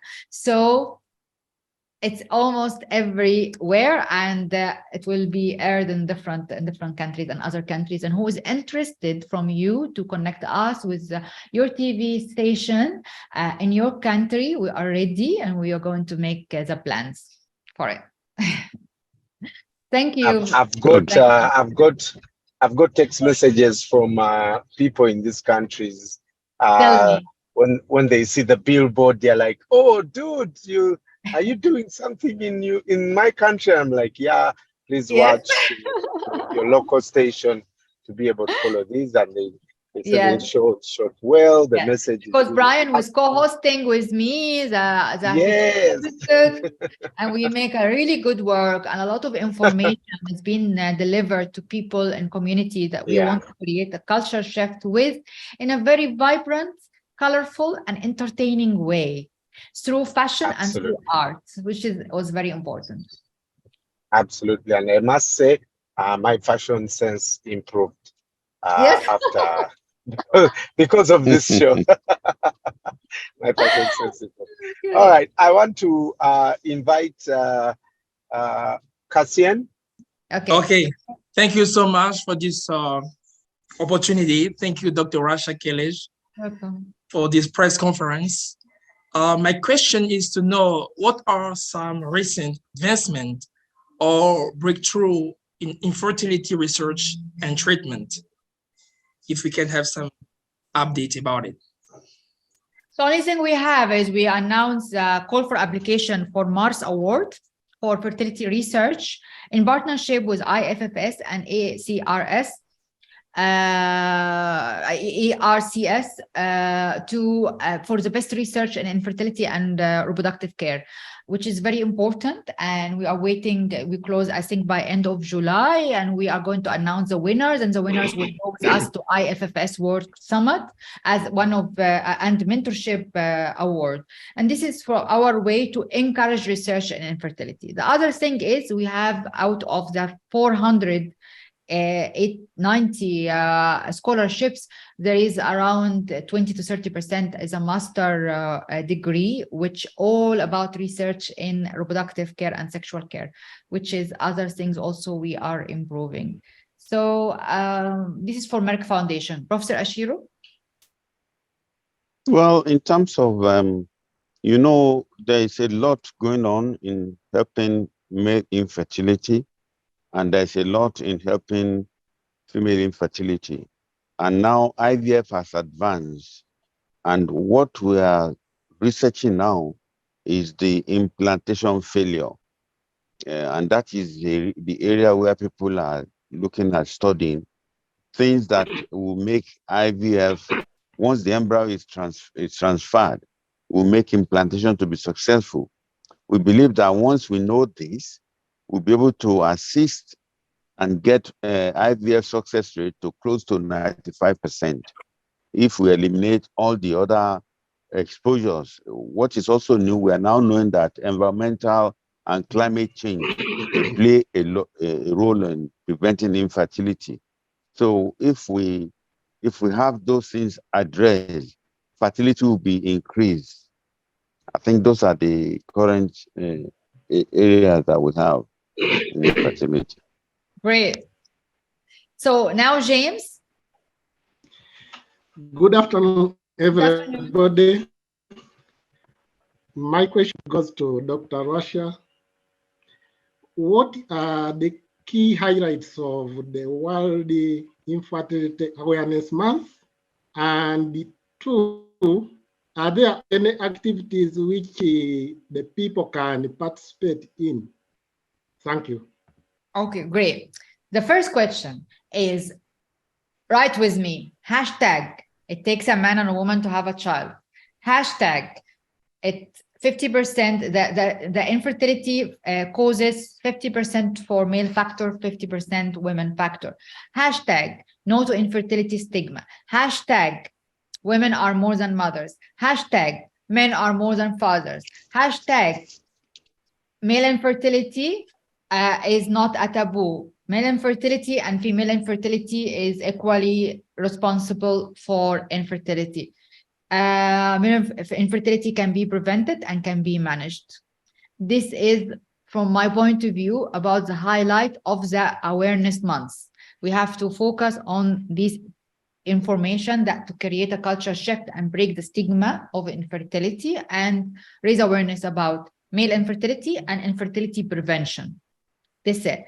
For the second question, which was what? I forgot. Second question was what? I'm asking whether there are any activities which people can participate in. Currently, when you are in the awareness months, you will have a lot of work for media, like articles, TV shows, radio, FM, the print. All these things apply to our awards more than a mother, Merck Foundation more than a mother, because as much as you send a very good quality articles and work, media work, that regular, that you will have the opportunity to win our award, which is the money award, and also an online master course in media training for 1 year, which is the American website. So this is the activities that I'm asking you to do. Go ahead and create and publish. Professor Ashiro? Good. Okay. Yeah, you're correct. And I also wanted to add that as the question from somebody from Ghana, the World Infertility Awareness Summit, June has been declared the Infertility Awareness Month. Yes. And what Rasha said is that we want to make everybody to know that infertility there's no taboo about it. It's just like having diabetes or having hypertension. It's just an illness that can be treated, and that it involves both man and woman. It takes two to make a baby. So those are the areas, and that it is preventable.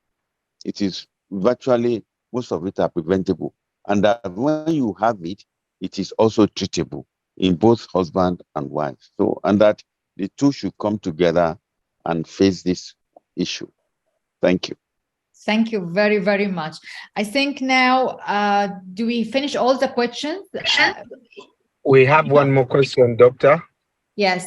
And then we have, yes. We have Trifina from Botswana. Hi, thank you, Brian. Good afternoon, all.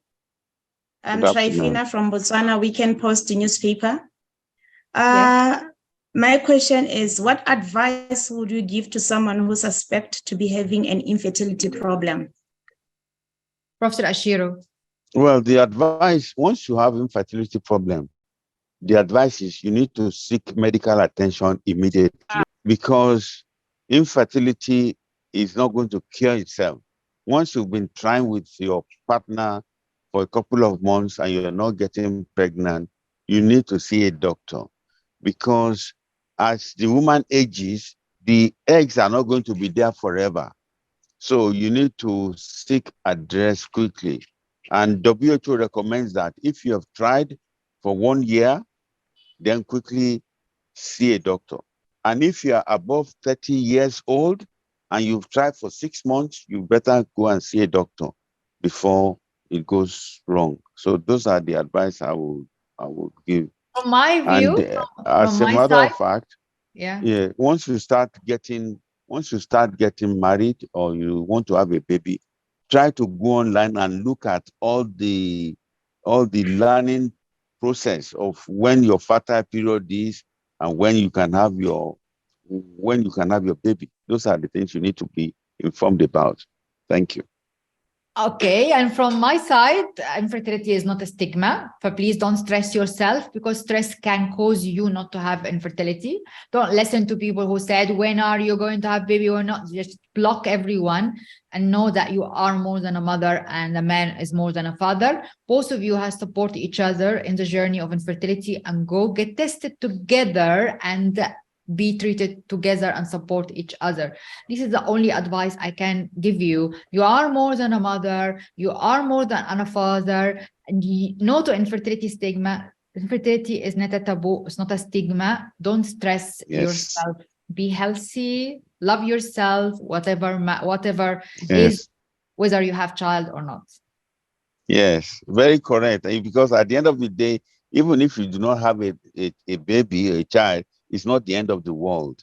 As I always tell some of my patients who are not able to have it, I said that it depends on you know, you can have you can live through helping other people, and those people you help will be your children. Yeah, and maybe you are going to be happier with lower responsibilities and less stress. Yes. Children are only stress and responsibility. Yes, absolutely. Absolutely. You can have children in your neighborhood. Yes. And in your workplace. Yes. Very important. It's not the end of the world. So I'm so happy with this meeting. Thank you very much for all. And I hope that we were beneficial and that we raise awareness about different sensitive and critical issues regarding infertility. Please, this is the start of the month. From tomorrow is the World Infertility Awareness Month. Start your work, take the opportunity, make the best work you can, apply for our Media Recognition Award, More Than a Mother, to win the prestigious award of Merck Foundation. Okay, and also I would like to invite you to attend with us on the 1st of June, also starting at same time, I think 3 p.m. Dubai time. It will be our second online annual World Infertility Awareness Summit, WIAS 2023, with IFFS and ARCS, Professor Ashiro and myself, Professor Edgar, and President of all fertility societies of the world, of the continents, the 5 continents. So great to see you, and wish you great luck and success during the awareness months. Professor Ashiro, last words? Yes, I think that this has been a very exciting World Press Conference, and I'm very happy. I thank Dr. Rasha for this, and I think the take-home issues are that we are focusing on destigmatizing infertility. We are also removing some myths about infertility. Somebody just asked a question, what I said about contraceptives does not prevent infertility. It makes you even more fertile at the end of the day when you stop it. And as Rasha said, if you miss 2 drugs, you may end up getting pregnant. And also, if somebody has a history of ovarian cancer, and somebody is supposed to have ovarian cancer at the age of 50, if you take contraceptive for 10 years, that will not happen. You may prevent it or delay it by another 10 years. So those are the statistics. I think also, Professor Frank, not only ovarian cancer, it's also, I think, uterus and cervical also protected. Absolutely. All the lower part is prevention. Yes. Yeah, so good. Thank you very much. Thank you, Professor Ashiro, so much. It's really a pleasure to meet you online today. And we will see you again on the 1st of June. And thank you, everyone. I'm so happy that we have presence from all countries in Africa and all our prestigious media representatives that they are very informative, they are very helpful, they actually very social and health champion, successful social and health champion in their countries. We are really appreciating your presence, and we're looking forward to read your work and to see your work and to listen to your work. Thank you very, very much. Bye. Thank you. Bye. Bye. Bye. Merci. See you.